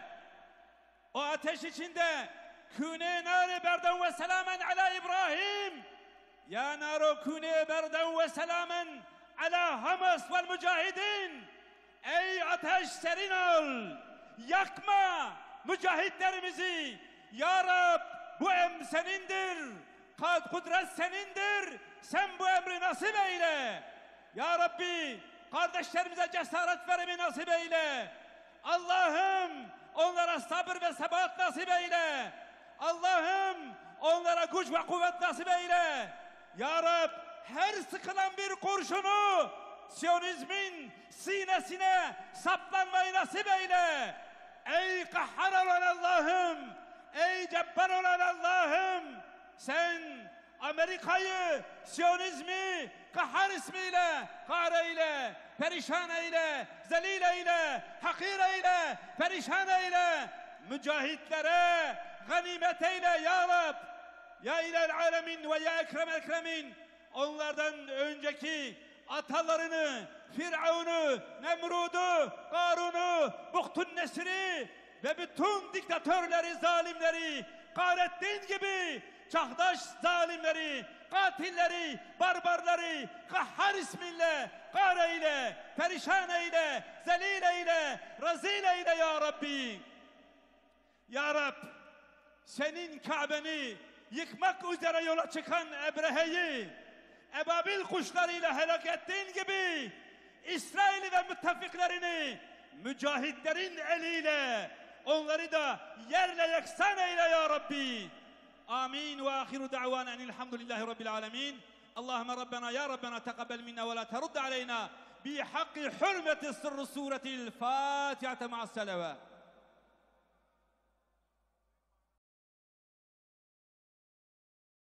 Bu güzel dualarından dolayı alimler ve medreseler